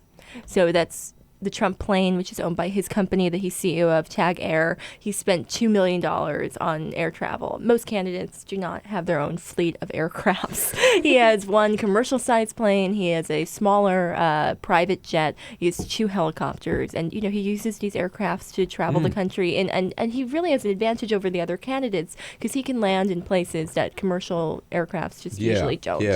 And so he's using, presumably, mostly his own money, but maybe some other people's money as well to pay for this air travel, where you could order the Ivanka's salad or the. Have you ever eaten any of the Trump restaurants? I haven't. Oh, I can't say I have. Can you imagine how bad that would be? That would be a great story. Maybe I should go review Trump restaurants. Yeah, a dining review of the Trump restaurants. I haven't, and I wouldn't. But for you, I think it'd be a great story. And he also you could hazard pay for that. Well, if they would let you in. That's right. Sorry, we don't. No shirt, no shoes, no Olivia Newt-Singh, no service. That's it. And he also, it's interesting. Some of the, he pays for some of his staffers to live in Trump buildings, very expensive rent. But those are in-kind donations to the campaign. But he pays rent at some Trump venues, just pays for it with campaign funds, which I think is very interesting. It's very expensive. It's like one of the venues is like $34,000 in rent to a Trump entity. And he has his own companies that manage payrolls. So it's sort of like, the latest Trump business is running the Trump presidential campaign. And it's very interesting. And what's more interesting is that the Federal Election Commission experts that I spoke to said that this is sort of a gray area. They don't think that law has ever addressed this. We've never dealt with a candidate who has, self-funded so much, but also spent so much of those campaign funds at his own businesses. By law, you can't profit from a campaign. If you were running for office, you could not receive, and you wanted to sell those books at one of your rallies, you could not receive royalties from those books. So Donald Trump cannot receive any profits from Ivanka's salads or what have you at the Trump grill. But no one has ever addressed this in the law. What do you do if a candidate is sort of neutralizing their losses by profiting and, by going and patronizing their own businesses? And meanwhile, we taxpayers are paying for his security. Right? And what a great job they're doing. Secret Service. Yeah. Assaulting reporters. Yeah. They're doing a great job.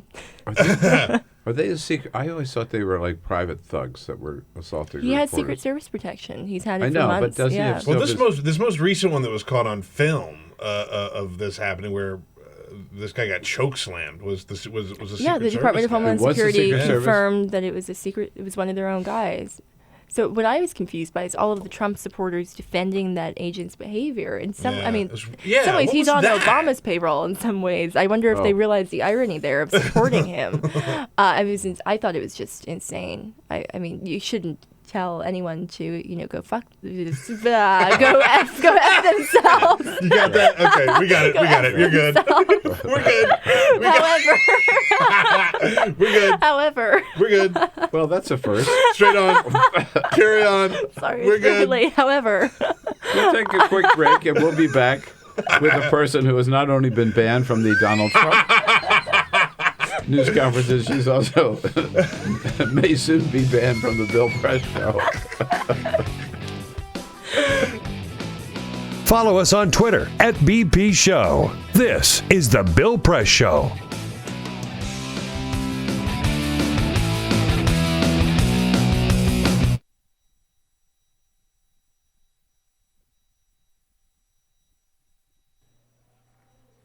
It occurred to me tonight, for the first time, that the long-winged insect that over and over again rams its body into the wood of my front door might not know what he's doing.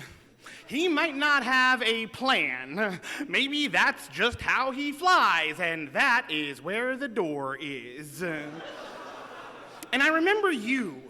The last time I saw you, a few weeks before we would graduate from high school, and a few days before you let a bullet dissolve on your tongue, dancing in a warehouse rave, sweat-drenched and strobe light battered, thrashing your arms back and thrusting them forward. The floor could get so bright and loud, we all slowed down to be more careful, but you kept dancing full sprint tornado, and sometimes you'd spin full weight into a wall and just spread your arms against it and sway back and forth like a lover reunited.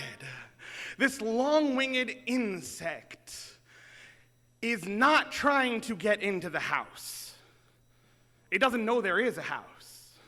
Can't imagine a life beyond that door. All it can see is the light. You and I were both 17 when you died. And ever since then, I have envied you.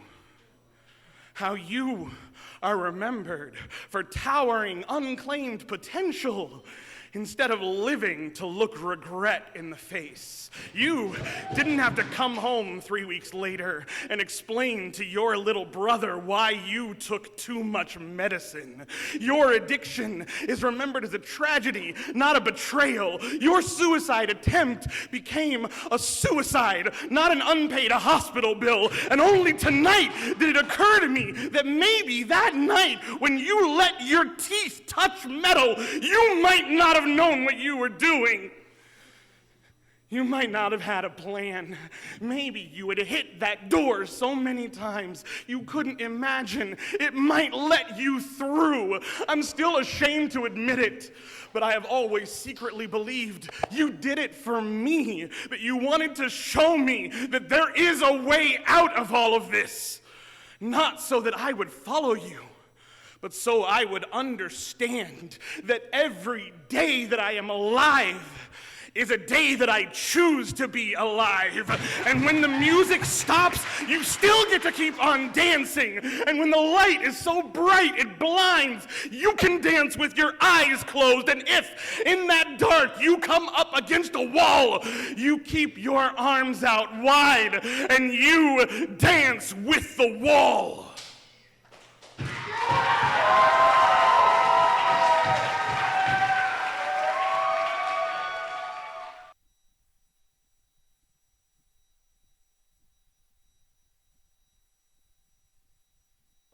This is The Bill Press Show. 13 minutes before the top of the hour, Peter Fenn, Democratic strategist, will be here as a friend of Bill for the entire hour coming up right now. Olivia Nuzzi here from Daily Beast. She has not on the road now. It happens to be in town, so we were able to snag her before she takes off for Florida, right? And the big Marco Rubio primary. This is it for him, right? Make or break for completely. Marco. He's got to win Florida. If he doesn't win, I don't see any argument for him staying in the race. But then, he doesn't really have much to go back to if he's not in the race. So maybe he'll just stay in forever until he runs out of money. He can't run for Senate now, right? I mean, No. it's too late for that. Mhm. Yeah. So I really have no idea what his Didn't think plan that is. through. Yeah, really didn't think that one through. Right. Did his deciding that he was going to try to out-Trump Trump last week and all the nasty... I mean, he really got petty, adolescent, ugly, whatever you want to call it. I mean, accusing him of wetting his pants, making fun of his penis size. I mean, it was... Yeah, I mean, did this work for Rubio? Well, you could argue that it did. He won his first state last night. Yeah, right. I mean, he did. Yeah, he no, had never won that's anything fair. before Yeah. then. Mhm. I think he did better than expected last night. I didn't think he was expected to win anywhere. So maybe it did help, but I think it's just far too late for any strategy like that to be effective. For anyone to beat Trump at this point, you would need this, coalition that everyone says is going to happen. They've been saying it for months, of super PACs and billionaires and candidates coming together to defeat Trump. You would need that to come together, in full force. And all of the candidates' attention would have to be focused on attacking Trump in substantive ways. The fact that, and it's just too late. The fact that yesterday Paul Ryan and Mitch McConnell came out and both tried to sort of shoot Trump down a little bit. Well, now you have these, like Senator Jeff Sessions coming out and endorsing him, Chris Christie endorsing him. All of these people, I think it was Philip Bump who said in the Washington Post, he's no longer a pariah. These endorsements are giving cover to other people who may want to endorse him. They could say, well, how bad could it be? Chris Christie did it. Jeff Sessions did it. These are legitimate people. When there were 17 candidates, I wrote a column saying the only way to stop Donald Trump is for all the others to get together and say, okay, here's our guy against Donald Trump. Right. We're all going to help him. And, of course, they could never do that. And now there are only, for all practical purposes, 2 candidates against Donald Trump. What about Ben Carson? Yeah, right. Okay. Sorry, forgot him somehow. It's true, and neither one of them. Neither one of them no. is going to drop out, No, right? they're ego is too much of a motivating factor. Everybody here. knows what has to happen. In fact, they say it themselves. Marco Rubio will say the only way I can beat him is if Ted Cruz has to drop out. And Ted Cruz last night said Marco's got to drop we out. have to But unify. neither one will. They know what's got to happen. Neither one will, and so therefore, Trump's the nominee. Even if Rubio were to drop out, though, I think, do you really see it happening? The establishment kind of coalescing behind Ted Cruz? No. Ted Cruz, the most hated I really don't man think so. in the country, pretty much.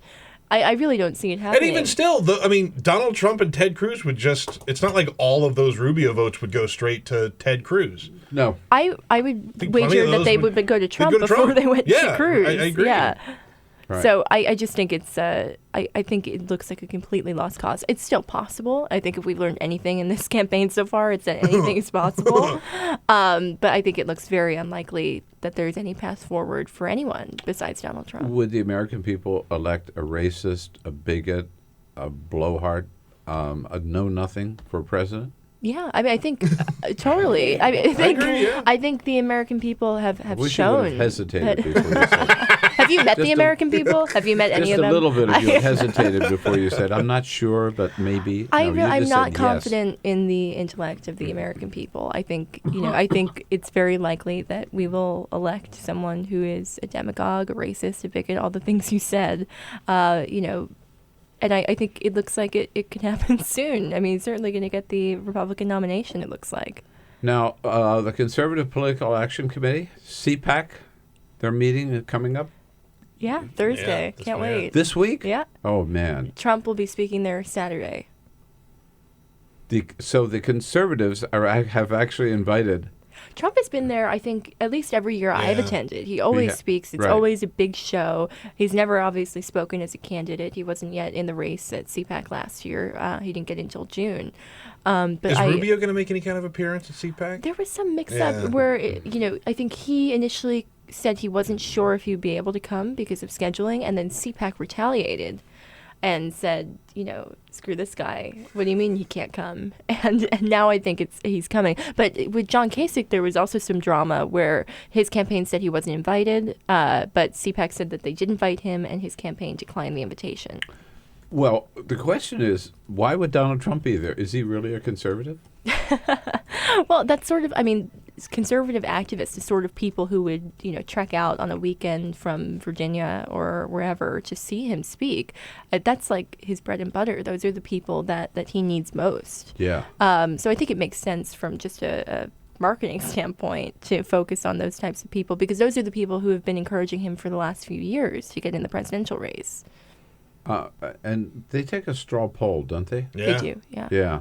Which Rand Paul one do I recall? I think correctly? Rand Paul is one every year that he was there. It's Yeah. always flooded with young, Stand with Rand supporters. I was just This wondering year, whether- I guess. I don't know where they'll be. It'll either be Rand Paul again or Ben Carson. Who would think who would win that crowd? I don't know. Yeah.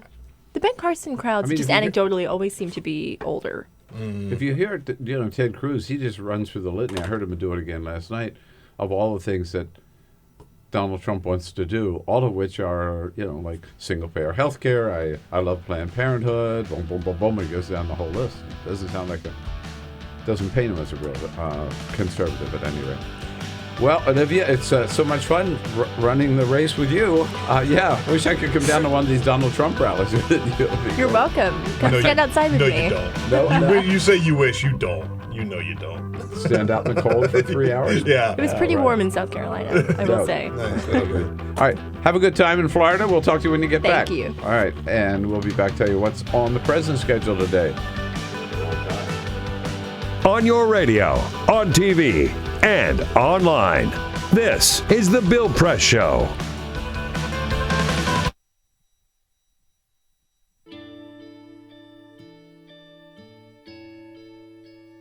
Calls me googly eyes.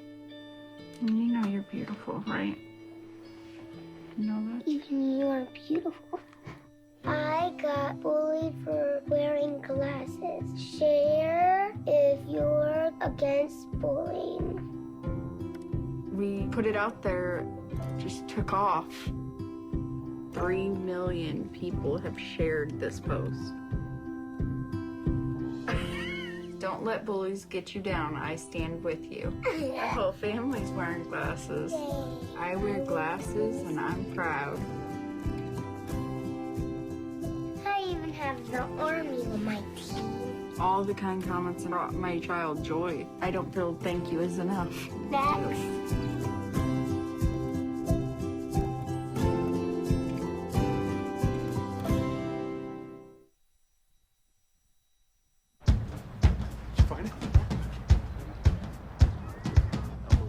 You taught him how to hit a baseball.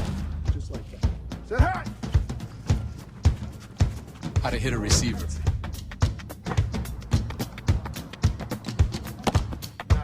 The strike zone. The net. You taught him how to hit the upper corner.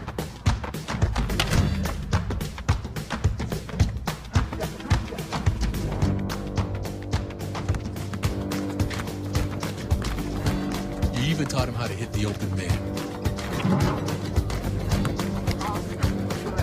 But how much time have you spent teaching him what not to hit?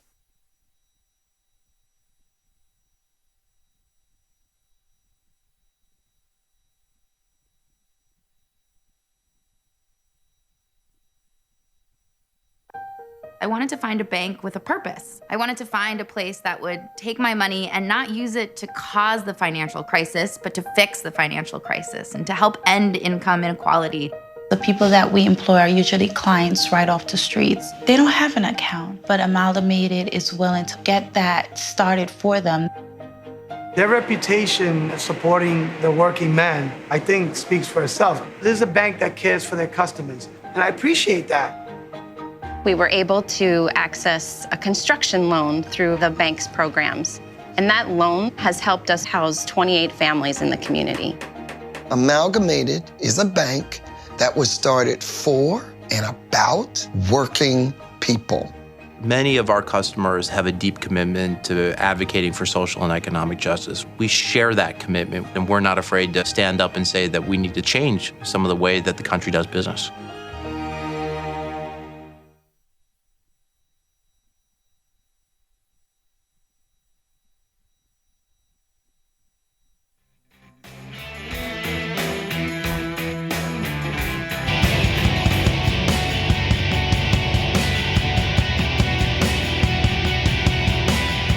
This is the Bill Press Show. Here we go. Peter Fenn here is a friend of Bill for the entire next hour. President Obama has got two big things on the schedule today. He has a credentialing ceremony with new ambassadors to the United States in the Oval Office this morning. And then this afternoon, he welcomes Peter. You tell us all about it. Roll damn Tide. The Alabama Crimson Tide will be at the White House today. Nick Saban and the national champions of college football will get greeted by Barack Obama today at the White House. I will be there. There you go. Roll Tide. And tomorrow, tell us all about it. Nope. Tweet out some pics. Tweet out some pics. I will. This is the Bill Press Show.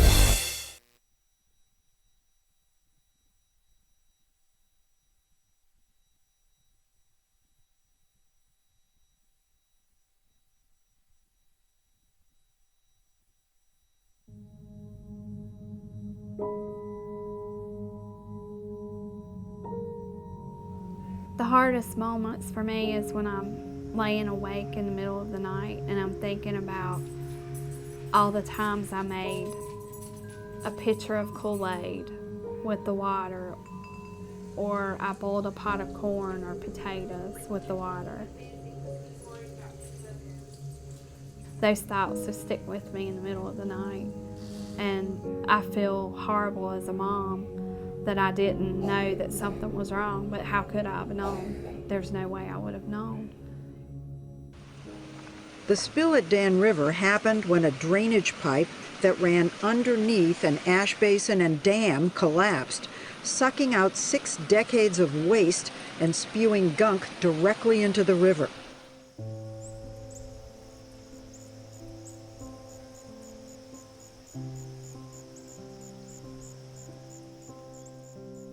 My husband and I just kind of looked at each other like, should we be concerned? We live right next to an ash pond, and this was coal ash spilling into the Dan River, and we learned at that point all of the toxins that were included in coal ash.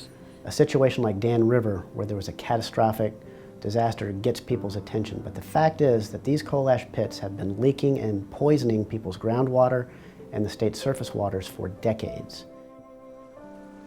Coal ash is the residue left behind after coal is burned in a coal-fired power plant.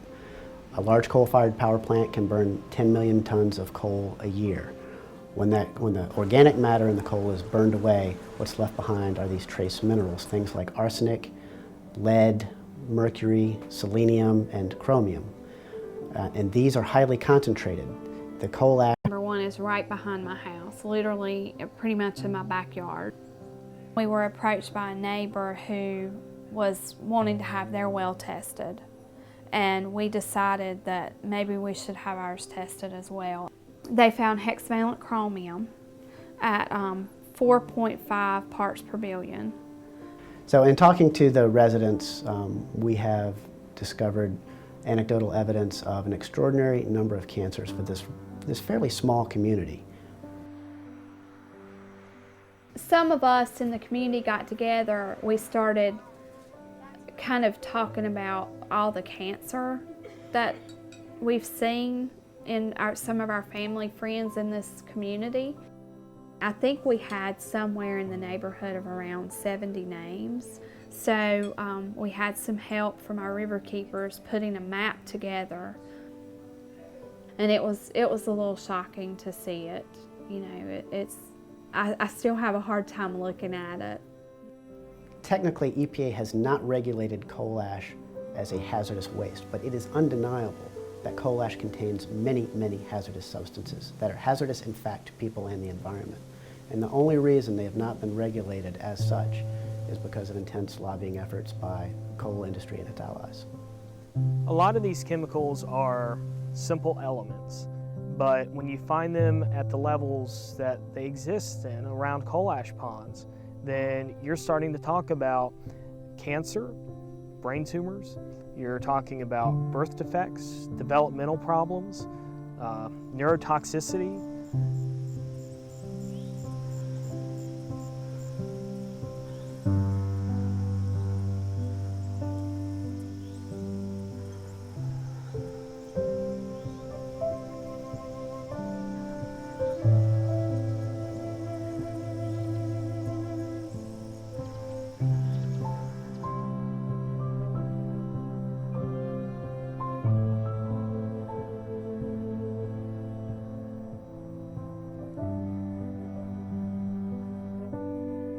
we began to look at legal options, cases that we could bring in court to protect communities and their citizens from these toxic leaking time bombs. In 2002, North Carolina enacted a public financing mechanism for judicial elections.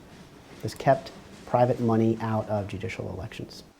The repeal of the public financing program in judicial elections in North Carolina creates a dangerous precedent for all, and it gives corporate polluters and other special interests the opportunity to elect the judges that they want. And this is important for us all. Everyone should care about this, because when you think about the fact that the state and the federal government have basically abdicated their responsibility to regulate these issues, the state courts are the last stopgap. I think this is no longer a problem that's going to go under the radar.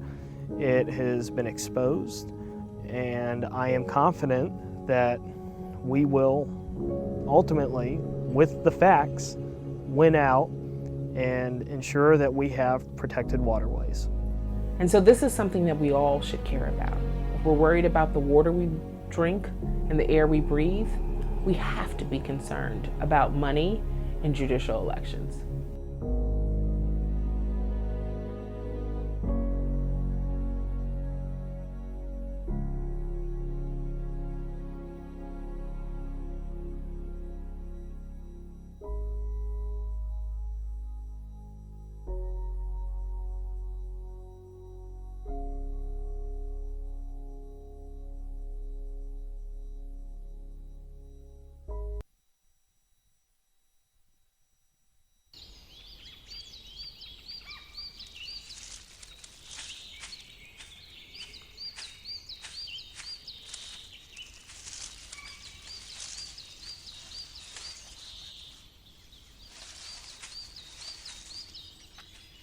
At Earth Justice, we defend the environment in the courtroom. Join our fight. When you take a seat, you take a stand. Earth Justice, because the Earth needs a good lawyer.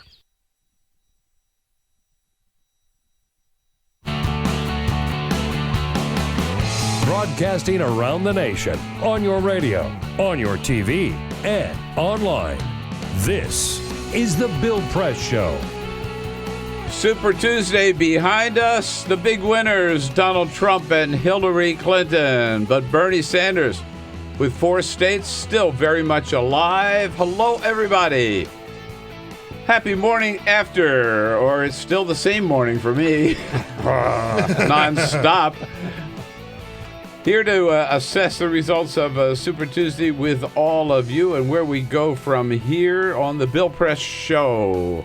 Thank you so much for joining us on the radio, your local progressive talk radio station nationwide, as well as on those 2 great radio apps, iHeartRadio and TuneIn. And we're looking at you on Free Speech TV and TawkrTV, our video stream, Free Speech TV, coast to coast. With the team here, Peter Ogburn and Jamie Benson. Hey, hey. Hello. All right. Ray Rogers, ready to take your calls. Keep those phones ringing today at 866-55-PRESS. Cyprian Bolding has us looking good on the video cam. And we can't get through a big election day like this without Peter Fenn, a Democratic strategist, a good friend of Bill here for a friend of Bill for the entire hour. What do you say, Peter? Well, I'm about as tired as you are, but that's all right. You were doing BBC last night, and I was doing CNN. Right? Yeah. Right. BBC was fun. We had a good time. Well, we keep them going. It was interesting. Even before Donald Trump picked up 7 more states last night, Peter, that some people here in Washington who are scared to death, Republicans, scared to death of having Donald Trump as their nominee and have yet held back all this time this to their regret. You got it. You got it. I mean, I was on the set, and I don't think they'd mind me saying it, with Doug High and several other Republicans. And I will tell you, they were on conference calls. They are absolutely apoplectic with this. They do not want Donald Trump as the And nominee I of their think party. they have waited too long. And and the candidates have waited too long. Yes. They've had the black book of all the negatives on this guy. They knew about the Polish suits. They knew about Trump University. They knew about what was going on in Florida. And all of them laid back. They thought he was going to self-destruct, I guess. Right. Sure. But this is a real problem now. I mean, this is, and no one can decide whether they want to go one-on-one, whether they want a one-on-one candidate. And some of them even are saying, well, maybe Cruz. They all hate Cruz too.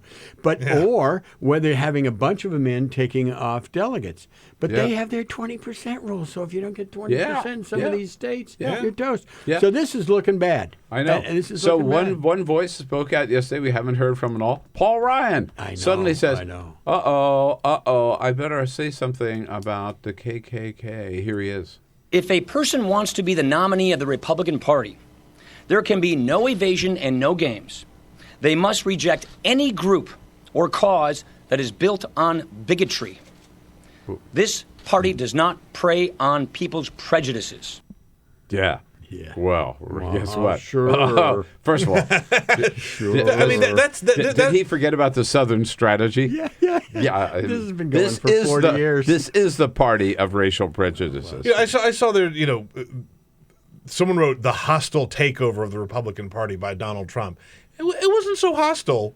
They sort of welcomed him in. I'm sorry. This is not something that they should be all that freaked out about because they welcomed it. Peter, you are so right. David Brooks touched on this a little bit, didn't go far enough in my view. They have created this monster. At 100%. And that notion that there's a Frankenstein out there and his name is Donald Trump is not so far off. Yeah. And I will tell you what is really disturbing to me. I mean, I had some respect for Chris Christie. He looked like he was in the witness protection program there, standing behind him. I thought to myself, buddy, you are such a wimp. Yeah. I mean, you were Mr. Tough Guy from New Jersey. Now you look so pathetic. His face said it all. Oh, yeah. If this is what I have to do to get the vice presidency, I guess this is what I have to do. And I'm not sure he's going to get it. Yeah, I know. It was embarrassing, right? Anyhow. But it's, it's so interesting. Could they stop him? The scenario is really Rubio has got to take Florida. Winner take all state. He's got to do that. Kasich has to take Ohio. They have to move in some of these bigger states. In the meantime, and there has to be a drop. Yeah, I know. And in the meantime, Donald Trump will win another 10 states or so, right? All right. See, there's so many aspects of Super Tuesday. So much fun to talk about. And we'll get right into it. Evan McMorris Santoro, another good buddy, on the road with Bernie Sanders up in Vermont. We'll talk to him at the half hour. But first... This is the Full Court Press. Yes, indeed. Just a couple of other stories making news. I'm always on the fast food beat, Bill. There's a new item you can buy at Taco Bell in Canada, and if it's successful, they'll roll it out here into America. It is their Cheetos Crunchwrap Slider. Now, what that is they describe it. They have a couple different kinds. One of them is the Beefy Cheddar Crunchwrap Slider. Ground beef, warm nacho cheese sauce, and shredded cheddar cheese, also stuffed with Cheetos, the snacks. They had a lot of success in making taco shells out of Doritos. They also have another item, I think, that they stuff with Fritos. Now they're stuffing Cheetos. They got the Edo market on lock there at Taco Bell. I don't know that this is exactly something that I'm going to eat, but it's available in Canada, so check it out.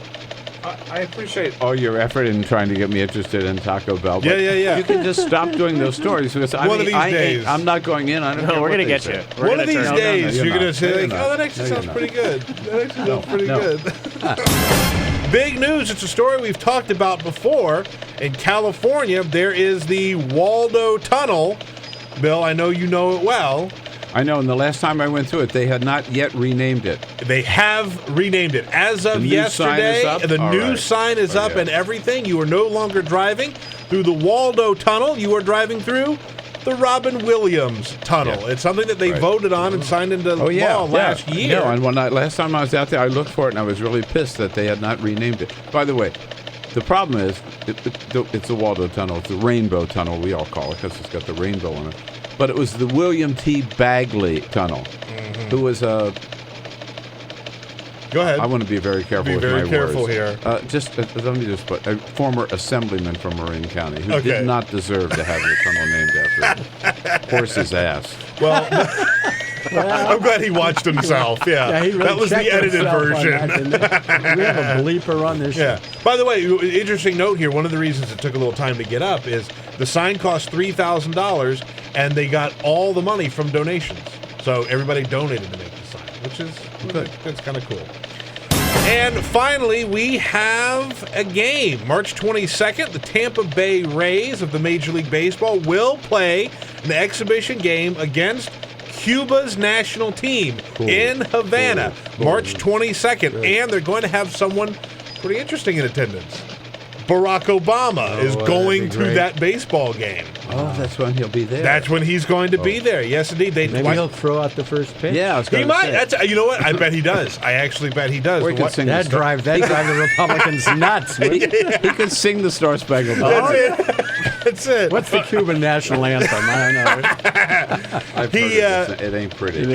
The White House tweeted yesterday, "We are honored that the Major League Baseball tweeted, we're honored that POTUS plans to again attend the Rays baseball game in Havana, Cuba on March 22nd." And Obama retweeted it and simply said, "Play ball." So he's going to be there. There you go. Pretty cool. That is really cool. Yeah. Congressman Sam Farr, my good friend, was telling me over the weekend he's going on that the trip. He's been invited to go with the president to Cuba. Fantastic. Yeah. Won't that be? It'll be fun. Yeah, It'll be a fun absolutely. trip, man. Oh, he's been down there several times and speaks Spanish fluently. That'll be really great. All right. Well, Peter, where do we start with yesterday? But first of all, let me ask you this. When I took the stage at CNN yesterday, or got on the set for the first, this is early in the afternoon, everybody was talking about, this is the end of the road for Bernie. He's probably going to win Vermont, but that's it. Hillary will sweep everything else, and it's all over for Bernie. Now that we see Bernie won 4 states, right? Is it all over for Bernie? Well, delegate-wise, he's got a steep climb, no question.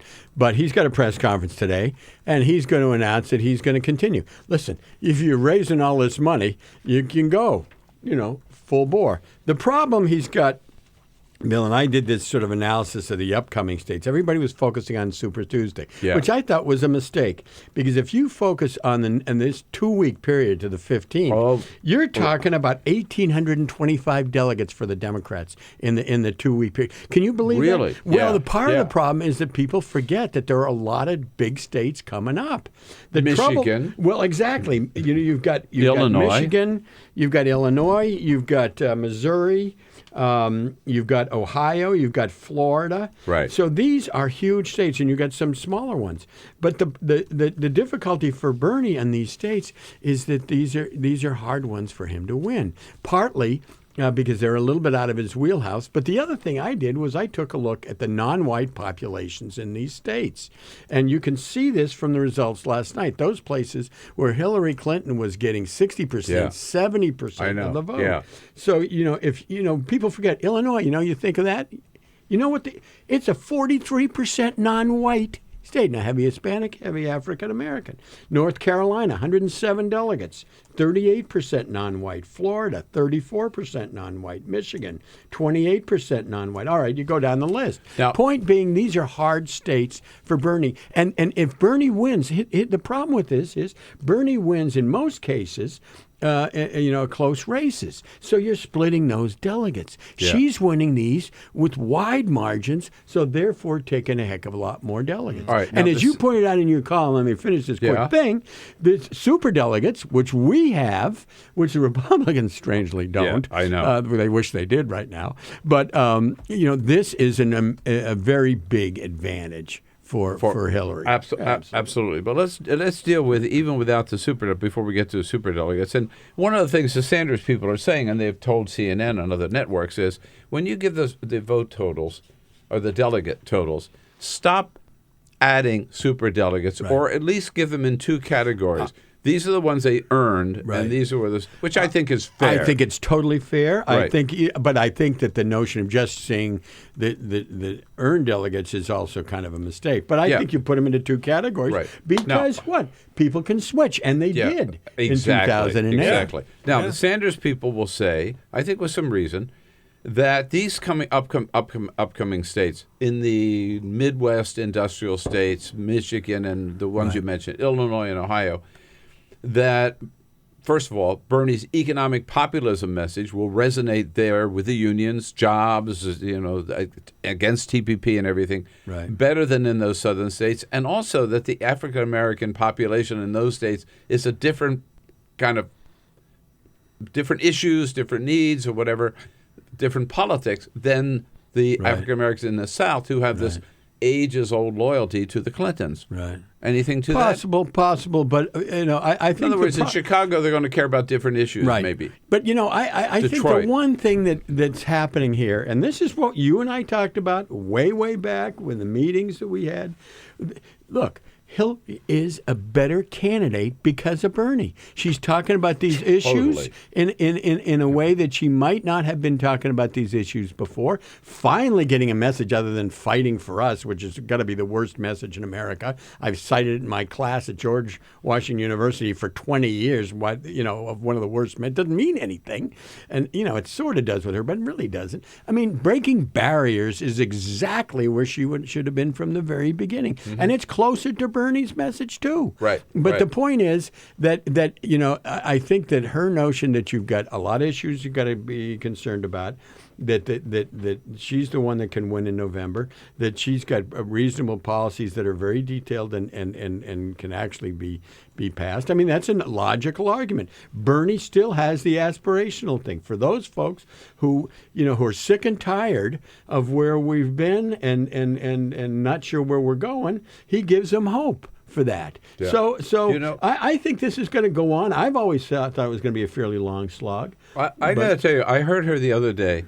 I forget exactly the first part, but she was basically saying, Senator Sanders is talking about free college education, and Senator Sanders is talking about universal health care. She says, what I want to do is keep costs down. And I thought, oh, boy, that's a lead balloon. Right. I mean, who does that appeal to? I mean, once appeals you get to somebody wearing a green eye what shade. She does, right. I mean, what she does very, very well, as we all know, she's a policy wonk. So you start talking to her about college, man, she goes into various loan programs. She goes into how to control costs in colleges, private schools, public schools. Yeah, but I'll tell you something, Bill. I talked to the college president where I've been on the board for a while. I said, what would happen if Bernie's plan went into action? This is a liberal arts college, right? Small liberal arts college. It's a disaster.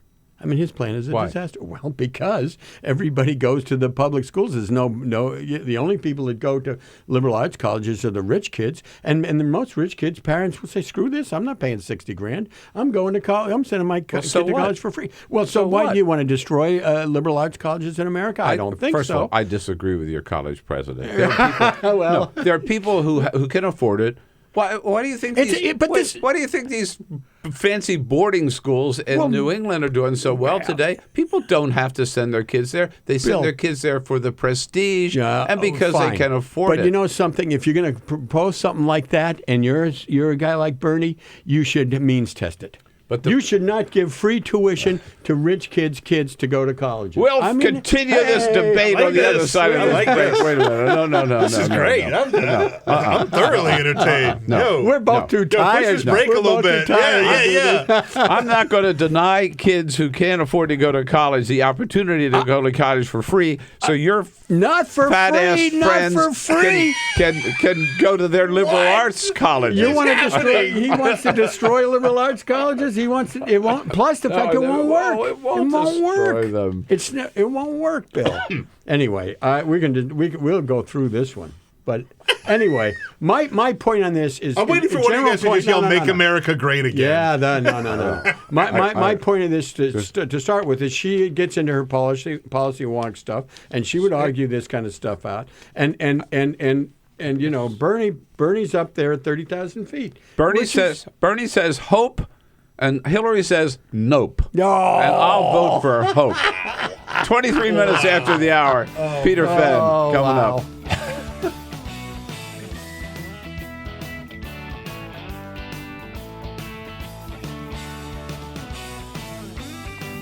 Get social with Bill Press. Like us at facebook.com/Bill Press Show. This is The Bill Press Show.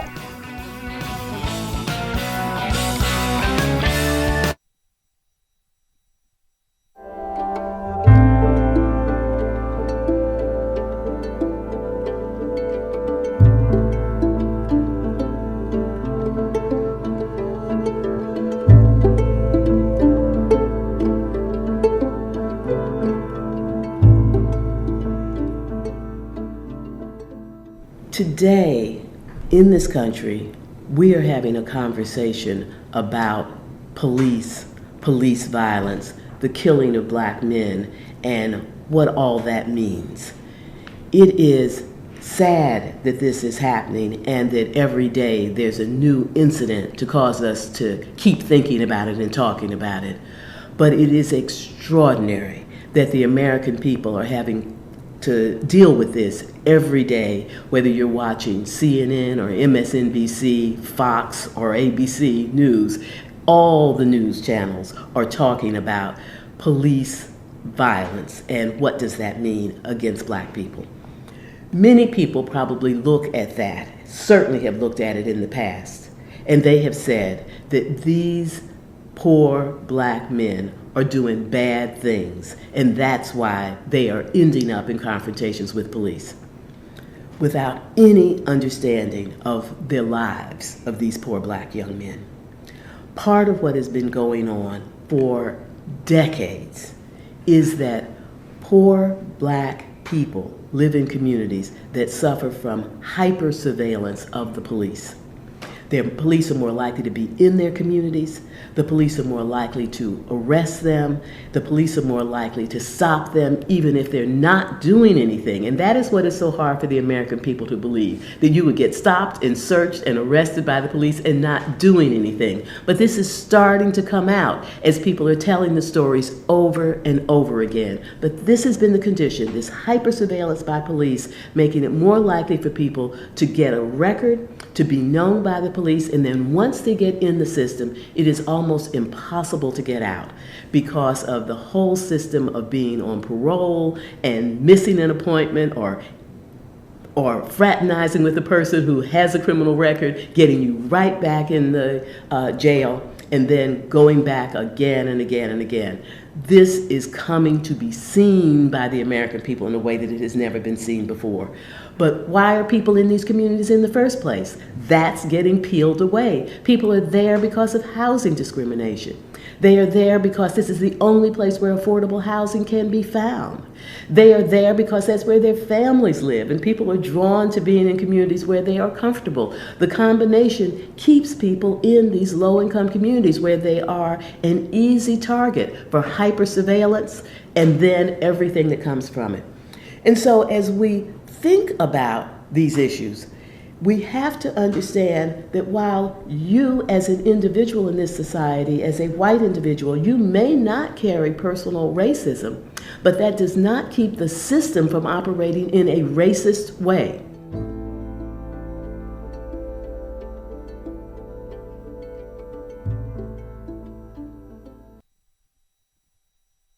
I grew up in the housing projects of Cleveland.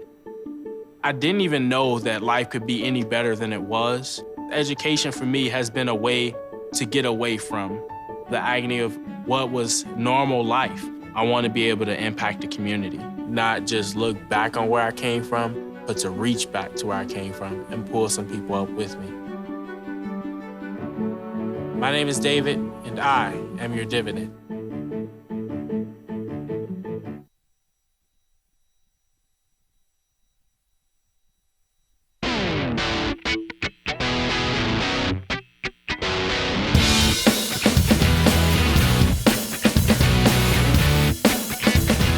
This is the Bill Press Show. Here we go. It is already 28 minutes after the hour. We're rolling into the half-hour break here. Evan McMorris Santoro On the Road with Bernie Sanders. He wrote a big piece yesterday, Peter. We should talk to him about. Can't wait to talk to him about caucuses. Oh, yeah. And whether caucuses are really the best way to run a railroad or run a democracy. Mm-hmm. I think it depends on how caucuses are run. Some seem to work and some don't. Right. Good. And, they seem to have turned out pretty good for Bernie. Right, but at the same time, right. there are some questions about it. My quick story on that, 1968, as a young kid, I wasn't even 21, go to the caucuses in Minnesota for Eugene McCarthy. All these old people look at me like, you've never been there before. Who the hell are you? All right. We'll be right back with Evan McMahon. This is the Bill Press Show.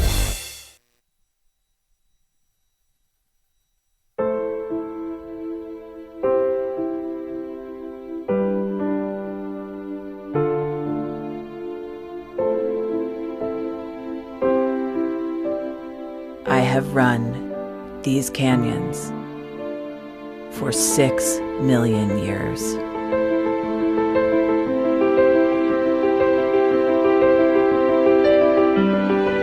I have traveled from the Rocky Mountains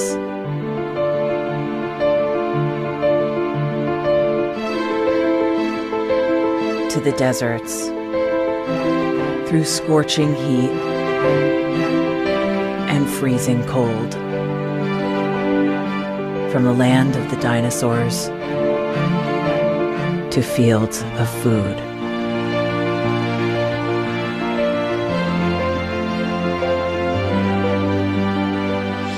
I lend my hand to 7 states, 2 countries, 9 national parks, and 36 million people across an arid West.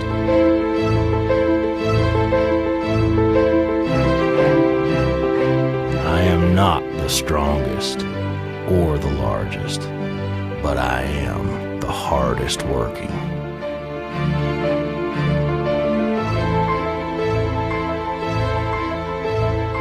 People love me. My playfulness, My beauty, my power,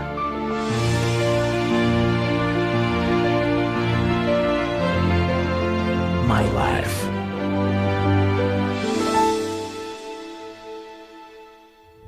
But I don't think I can offer any more. I am tired. I am tired, tapped, and tied. Of the hundreds of major rivers in the world, I am one of the few who no longer kisses the sea.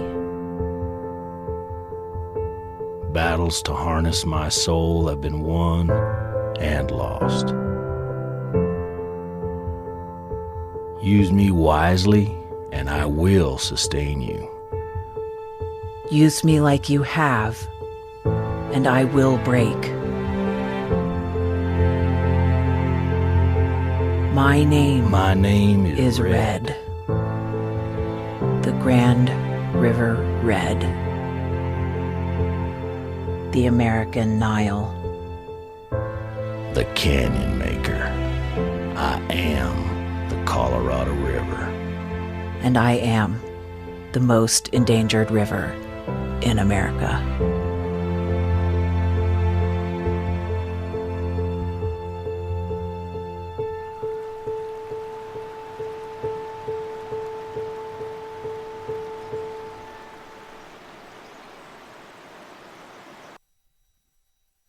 So, I'm kind of new here, but I've noticed a trend. My human does this funny thing where she goes around and gets all my toys, and then she hides them in that basket by the door. But it's always the same basket, and it's always in the same place. And then she acts so surprised when I find them, but, she's putting them in the same basket. Again. It's like, hello? That's where you put it last time. You were the worst at hide and go seek.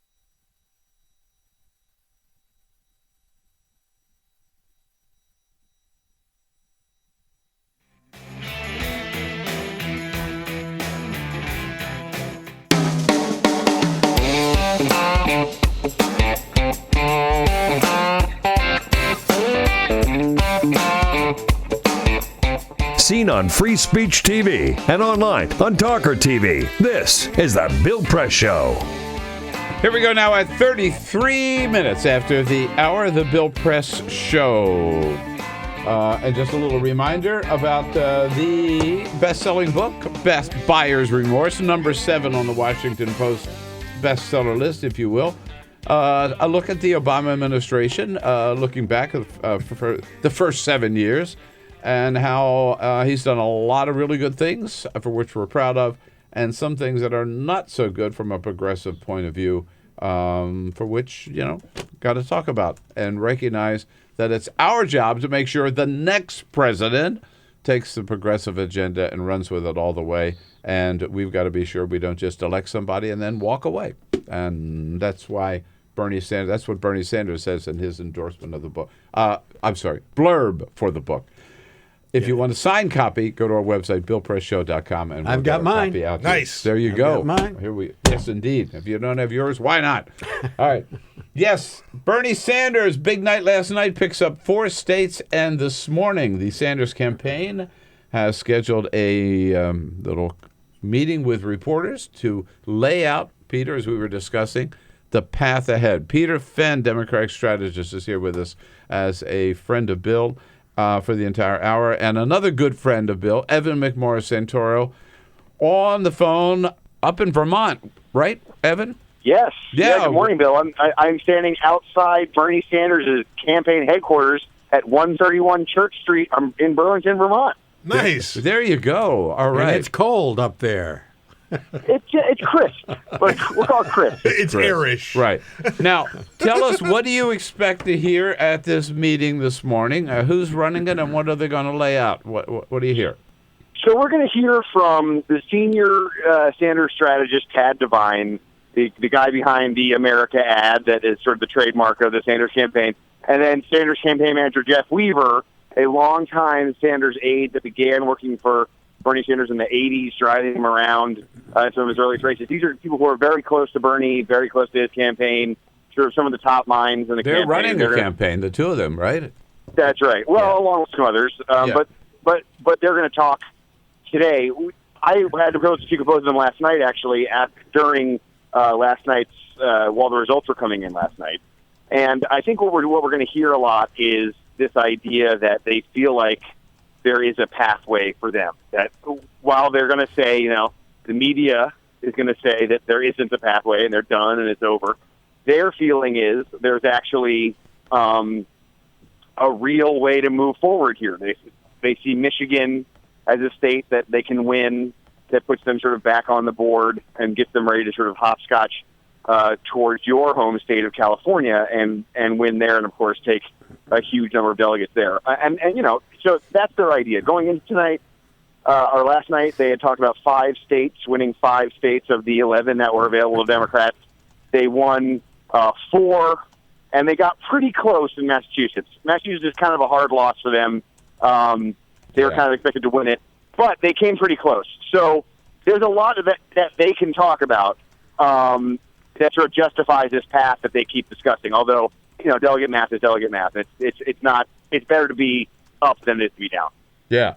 I wanted to ask you about Massachusetts, Peter. We haven't had a chance to talk about it yet, but when we first started on CNN last night, people were saying, well, he's going to win Vermont, and she'll win all the rest. And I kept saying, no. Look, he could win 2, 3, 4, maybe even 5. But it ended up winning 4. Massachusetts really was the one that I don't know, needed to win, maybe too strong, but that would have been a really big win for him. That's right. I mean, yeah, partly because in 2008 Hillary won Massachusetts, if you remember. So if he'd won Massachusetts, that would have turned it around. Well, plus it's a lot of delegates, and it's it was coming in. They thought it was going to come in early. Of course, it was so tight it came in later. Right. But I think 2 things there, and maybe Evan can comment on this. First of all, you have to register to vote in Massachusetts 20 days before the primary. You can't just walk in and be there. Right. Secondly, I think, Evan, you may correct me if I'm wrong, but I think a lot of schools were on break up there. So there may have been a problem with that. So what did they say, Evan, up there? What were they saying about Massachusetts? Well, they were, when we were talking last night, these are some very smart political strategists, and one thing I'm sure that Peter knows how to do is make those phone calls to reporters before those tough numbers come in. So we have not talked about Massachusetts. We were waiting for those numbers to come back in when we had talked.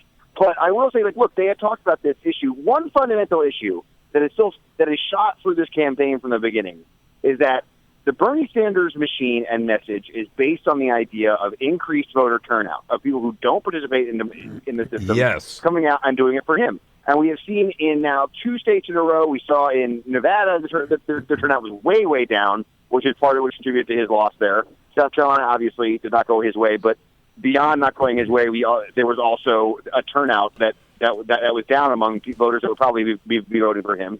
And so one of the things that I talked to Tad last night about, that I'm hoping talking to them a bit more about this morning, is had they cracked this code on turnout. And what Tad told me was that they are going to focus more on boosting turnout, that they do see it's a problem. I'm going to try to figure out a way to boost it out. Now, this is sort of the main focus of their campaign. If they can't do that, then that map I told you about, the sort of hopscotch to California and, pulls this off sort of the back end way, going around the outside states as opposed to the inside, the beginning states, is a lot harder. And that's the main issue. So when we're looking at Massachusetts, what you want to look at is turnout numbers, and you want to see if those young turnout numbers went up among young voters, and if some of those working class voters that Sanders counts on, if that number went up. If that didn't happen, then you're looking at another state where they have to sort of take a step back and look at their strategy and see if they have a way to boost those numbers. Now, one thing that may put a little life back into the Sanders campaign, not that it's moribund, I don't mean that at all, but give him some momentum, is this weekend there's some opportunities He'll win Maine, I think. Maine. Don't you think, Evan? He'll win Maine, won't he? Bernie? They're heading out there right after this today. Actually, that's where they're stopping off. They're going to take a look at it. So, I mean, it's got all the demographics that would suggest it. Yeah. I mean, I don't know. But you got Maine. You've got they're targeting Maine, Kansas, and could win Kansas too. Nebraska, isn't it? Isn't Nebraska up too? I thought so, maybe. And then Louisiana's a primary. Hillary will win Louisiana. Louisiana and Mississippi. I think the problem here for Bernie, and this is something Tad, I'm sure, and Weaver will address. The big delegate states are Florida, Ohio, Illinois, Missouri, and as you said, Michigan. First of all, just winning Michigan, it'd be good if you won Michigan, and you can't get wiped out in all of those. I mean, you're dead. But those are tough states. I was telling Bill that a lot of these are heavily non-white. Illinois, 43%. Of course, North Carolina is coming up to 38%. Florida, 34%. Michigan, 28% non-white. These are he's got to get above this threshold. And you may be right, Bill, that there's a southern thing versus a northern. Yeah, what are they saying? I heard Bernie say that he feels he'll do better in the African American community in the Midwest industrial states than he did in the South. Evan, they're telling you that as well. Yeah, and if I can be kind of frank about that, the thinking inside the campaign when you talk to people who are inside the campaign on that is sort of all over the map. Part of the thinking is that Southern African American voters follow what pastors do and other leaders do a lot, and if you don't court those groups, you don't court those leaders, you don't get their support. That's one of the things that is said. Another thing that's said is that African American families in the Midwest and the Northeast grow up in sort of union families, and they're sort of more tied to labor unions, and they're a bit more, they've heard more about Bernie and they know more about that message. That's another thing to look for from places like Massachusetts, states where you are looking at increased numbers of African American voters that are in that demographic that Sanders talks about, is to see those numbers go up. Because one thing that the Sanders campaign does say, they're not trying to run a white-only campaign, right? I mean, he thinks he knows he has to do better with the African American vote, and this is sort of.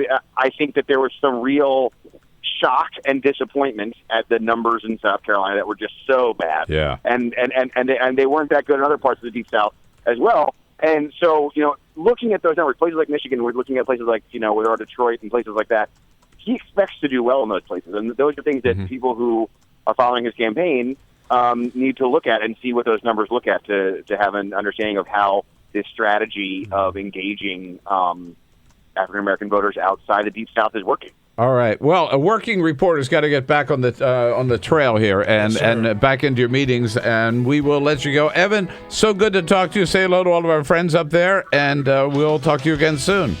I will. Good to talk to you too, Bill. All right, Evan McMorris Santoro from BuzzFeed, indeed. Peter, when we go back, we have to talk more about voter turnout because I think there's some troubling signs there. I'm not talking about just for the Sanders campaign. I'm talking about for the Democratic Party. Yep, in November, it's Peter Fenn, Bill Press, 866-55-PRESS. Right back.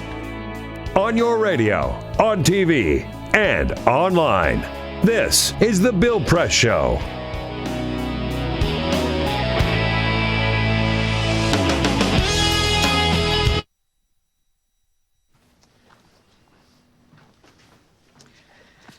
All right. I know this isn't any fun to talk about, but we should. Okay. So who's going to do what? I'll pack the dead batteries. Great. I'll only put what I don't need into a duffel bag. Perfect. That's totally unhelpful. No problem.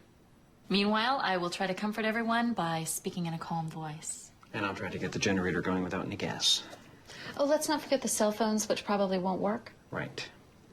And who is going to handle supplies? I can forget to do a list for us. Thanks, pal. Well, I think we couldn't be any less prepared. I'm proud of you guys.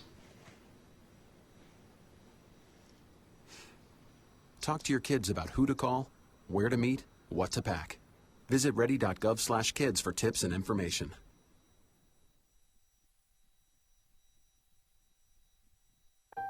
I wanted to find a bank with a purpose. I wanted to find a place that would take my money and not use it to cause the financial crisis, but to fix the financial crisis and to help end income inequality. The people that we employ are usually clients right off the streets. They don't have an account, but Amalgamated is willing to get that started for them. Their reputation of supporting the working man, I think, speaks for itself. This is a bank that cares for their customers, and I appreciate that. We were able to access a construction loan through the bank's programs, and that loan has helped us house 28 families in the community. Amalgamated is a bank that was started for and about working people. Many of our customers have a deep commitment to advocating for social and economic justice. We share that commitment, and we're not afraid to stand up and say that we need to change some of the way that the country does business.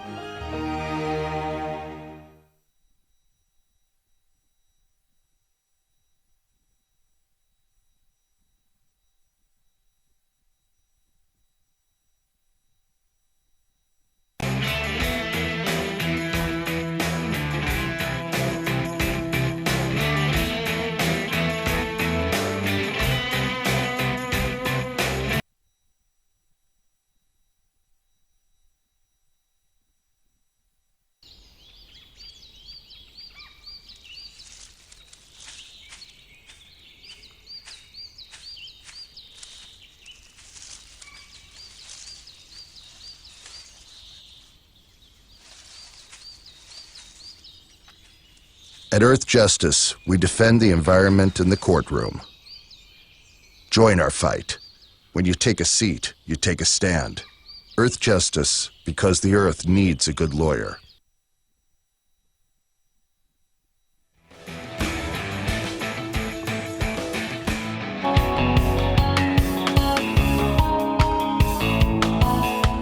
Your place to talk about the 2016 election. This is The Bill Press Show.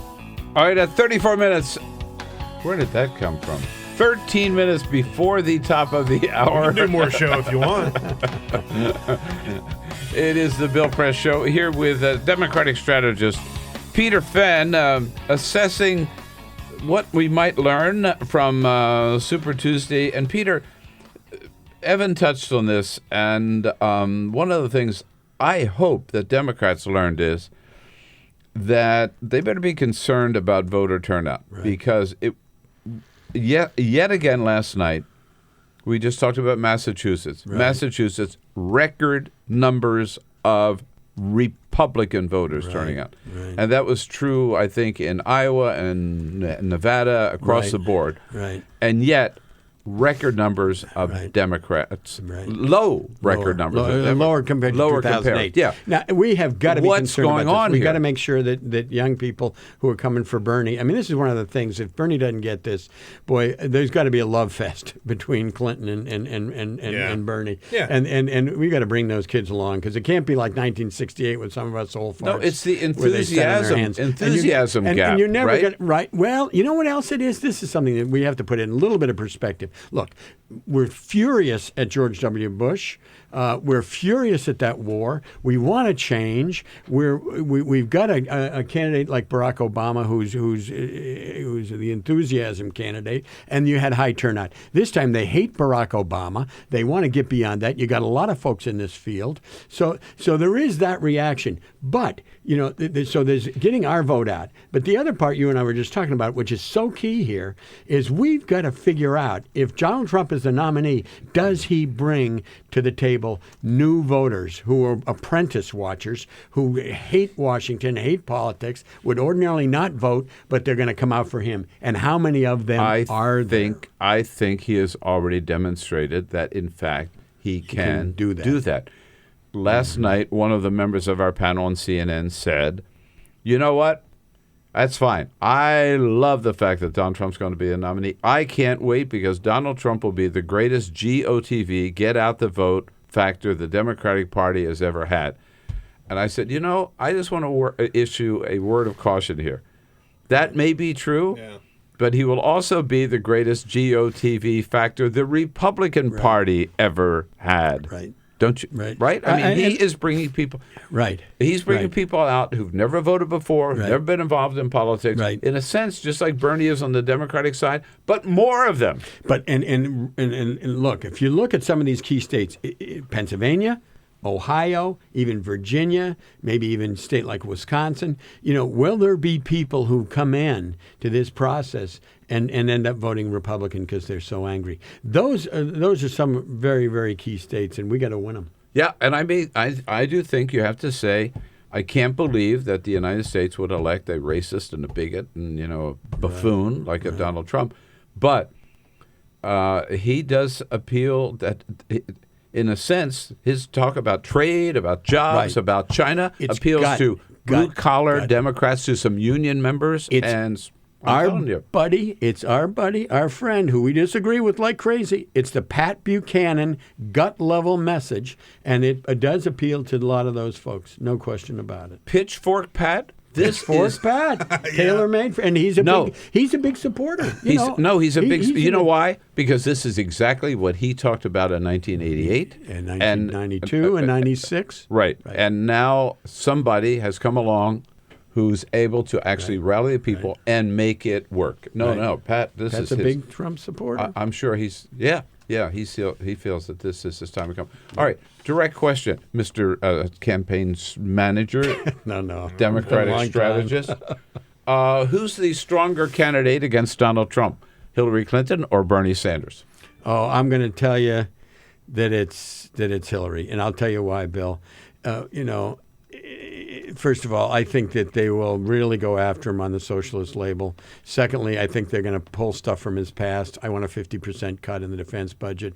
I want to get rid of the CIA. Those things he said a long, long time ago are going to come back. Getting rid of the CIA sounds better and better to me. Listen, I was a guy who investigated it, so I'm certainly bringing it under control. Get rid of NSA too while they're at it. I think they will cast him, and I think this is unfair, some of it, but they will cast him as a very radical candidate for president of the United States, and that will be that'll be problematic. So I really do believe, and I know and I like Bernie too. I like his ideas. I've helped work for him, but I'm just being honest. I think she'd be a stronger candidate. But then we have the enthusiasm gap on the Democratic side because maybe it's greater between Democrats and Republicans, but among the two Democrats, Bernie certainly has the enthusiasm, whereas she hasn't. Wet blanket Hillary. Right. And I think that they've got to really work together once this thing is taken care of. I wouldn't push him out. I wouldn't be. I'd be very careful. Will about the how Bernie I dealt with people? Bernie. Will the Bernie people, if he's not the nominee, will they be enthusiastic for Hillary? I don't know whether they'll be enthusiastic, Bill, but they'll vote, because I'll tell you, they see this. If it's Trump and Hillary, they'll see that, number one. Secondly, this Supreme Court nomination, people get that big time. Yeah. And I think young people get it. I think certainly Bernie's people, they're very smart people. They'll figure this one out, and they'll say, I don't like. I mean, I'm holding my nose a little, but I'm going in there, and I'm not going to stand for Donald Trump. They don't want Donald Trump making that appointment. Right. Peter Fenn, so good to see you, my friend. Thank you so much. Great to be here. All right. A lot more to go. Yeah, indeed. Alice, what's coming up next? A little parting shot. We'll be right back. Can't catch the entire show? Listen to BP in 3, where we turn 3 hours into 3 minutes. Find it every day at BP Show on Twitter or at BillPressShow.com.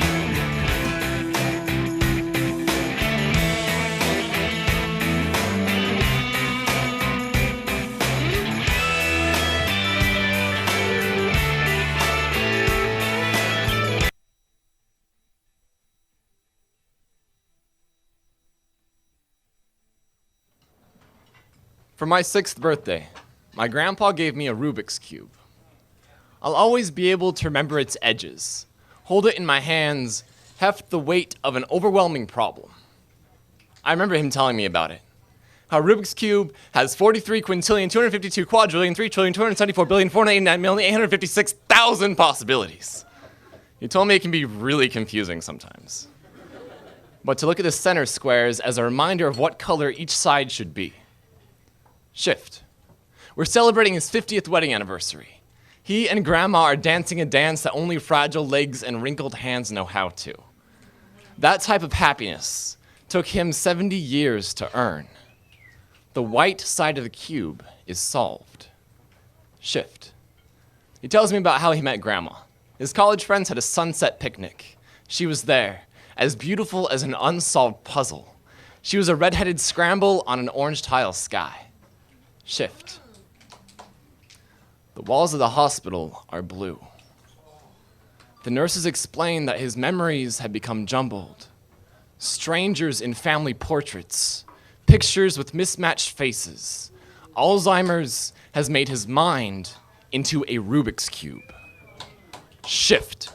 He's a highway patrolman. His car is white. No, it's blue. He worked there for 30 years. Some nights he still does. Time is a complicated algorithm. Shift. The pills he holds are yellow and red and green. The weight of their color causes his hand to drop.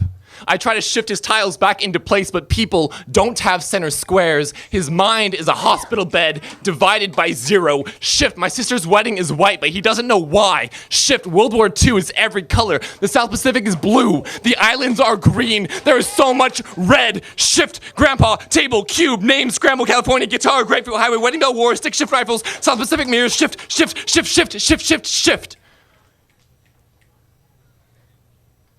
The temperature of his hands is blue. Death is colorless. I will always remember his edges. Hold him in my hands. Heft the weight of an overwhelming problem. I was unable to attend his funeral. I never found out the algorithm to solve him. A Rubik's Cube has over 43 quintillion possibilities. A casket only has one.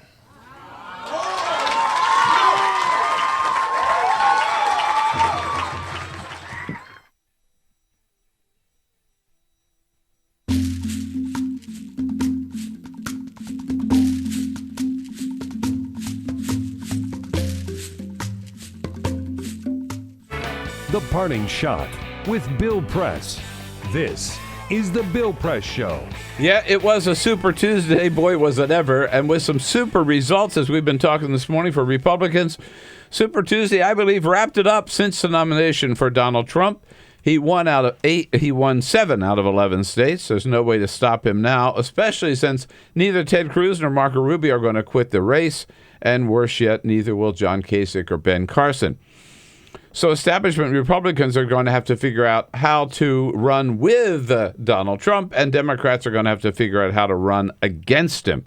And for Democrats, Super Tuesday certainly solidified Hillary Clinton's position as the front runner after winning 7 states, including delegate-rich Texas and Virginia. But Bernie Sanders had a good night, too, winning 4 states, picking up a lot of delegates in others. He's got $42 million in the bank in some of his best states. Maine and Nebraska and Kansas, Illinois and Michigan lie ahead.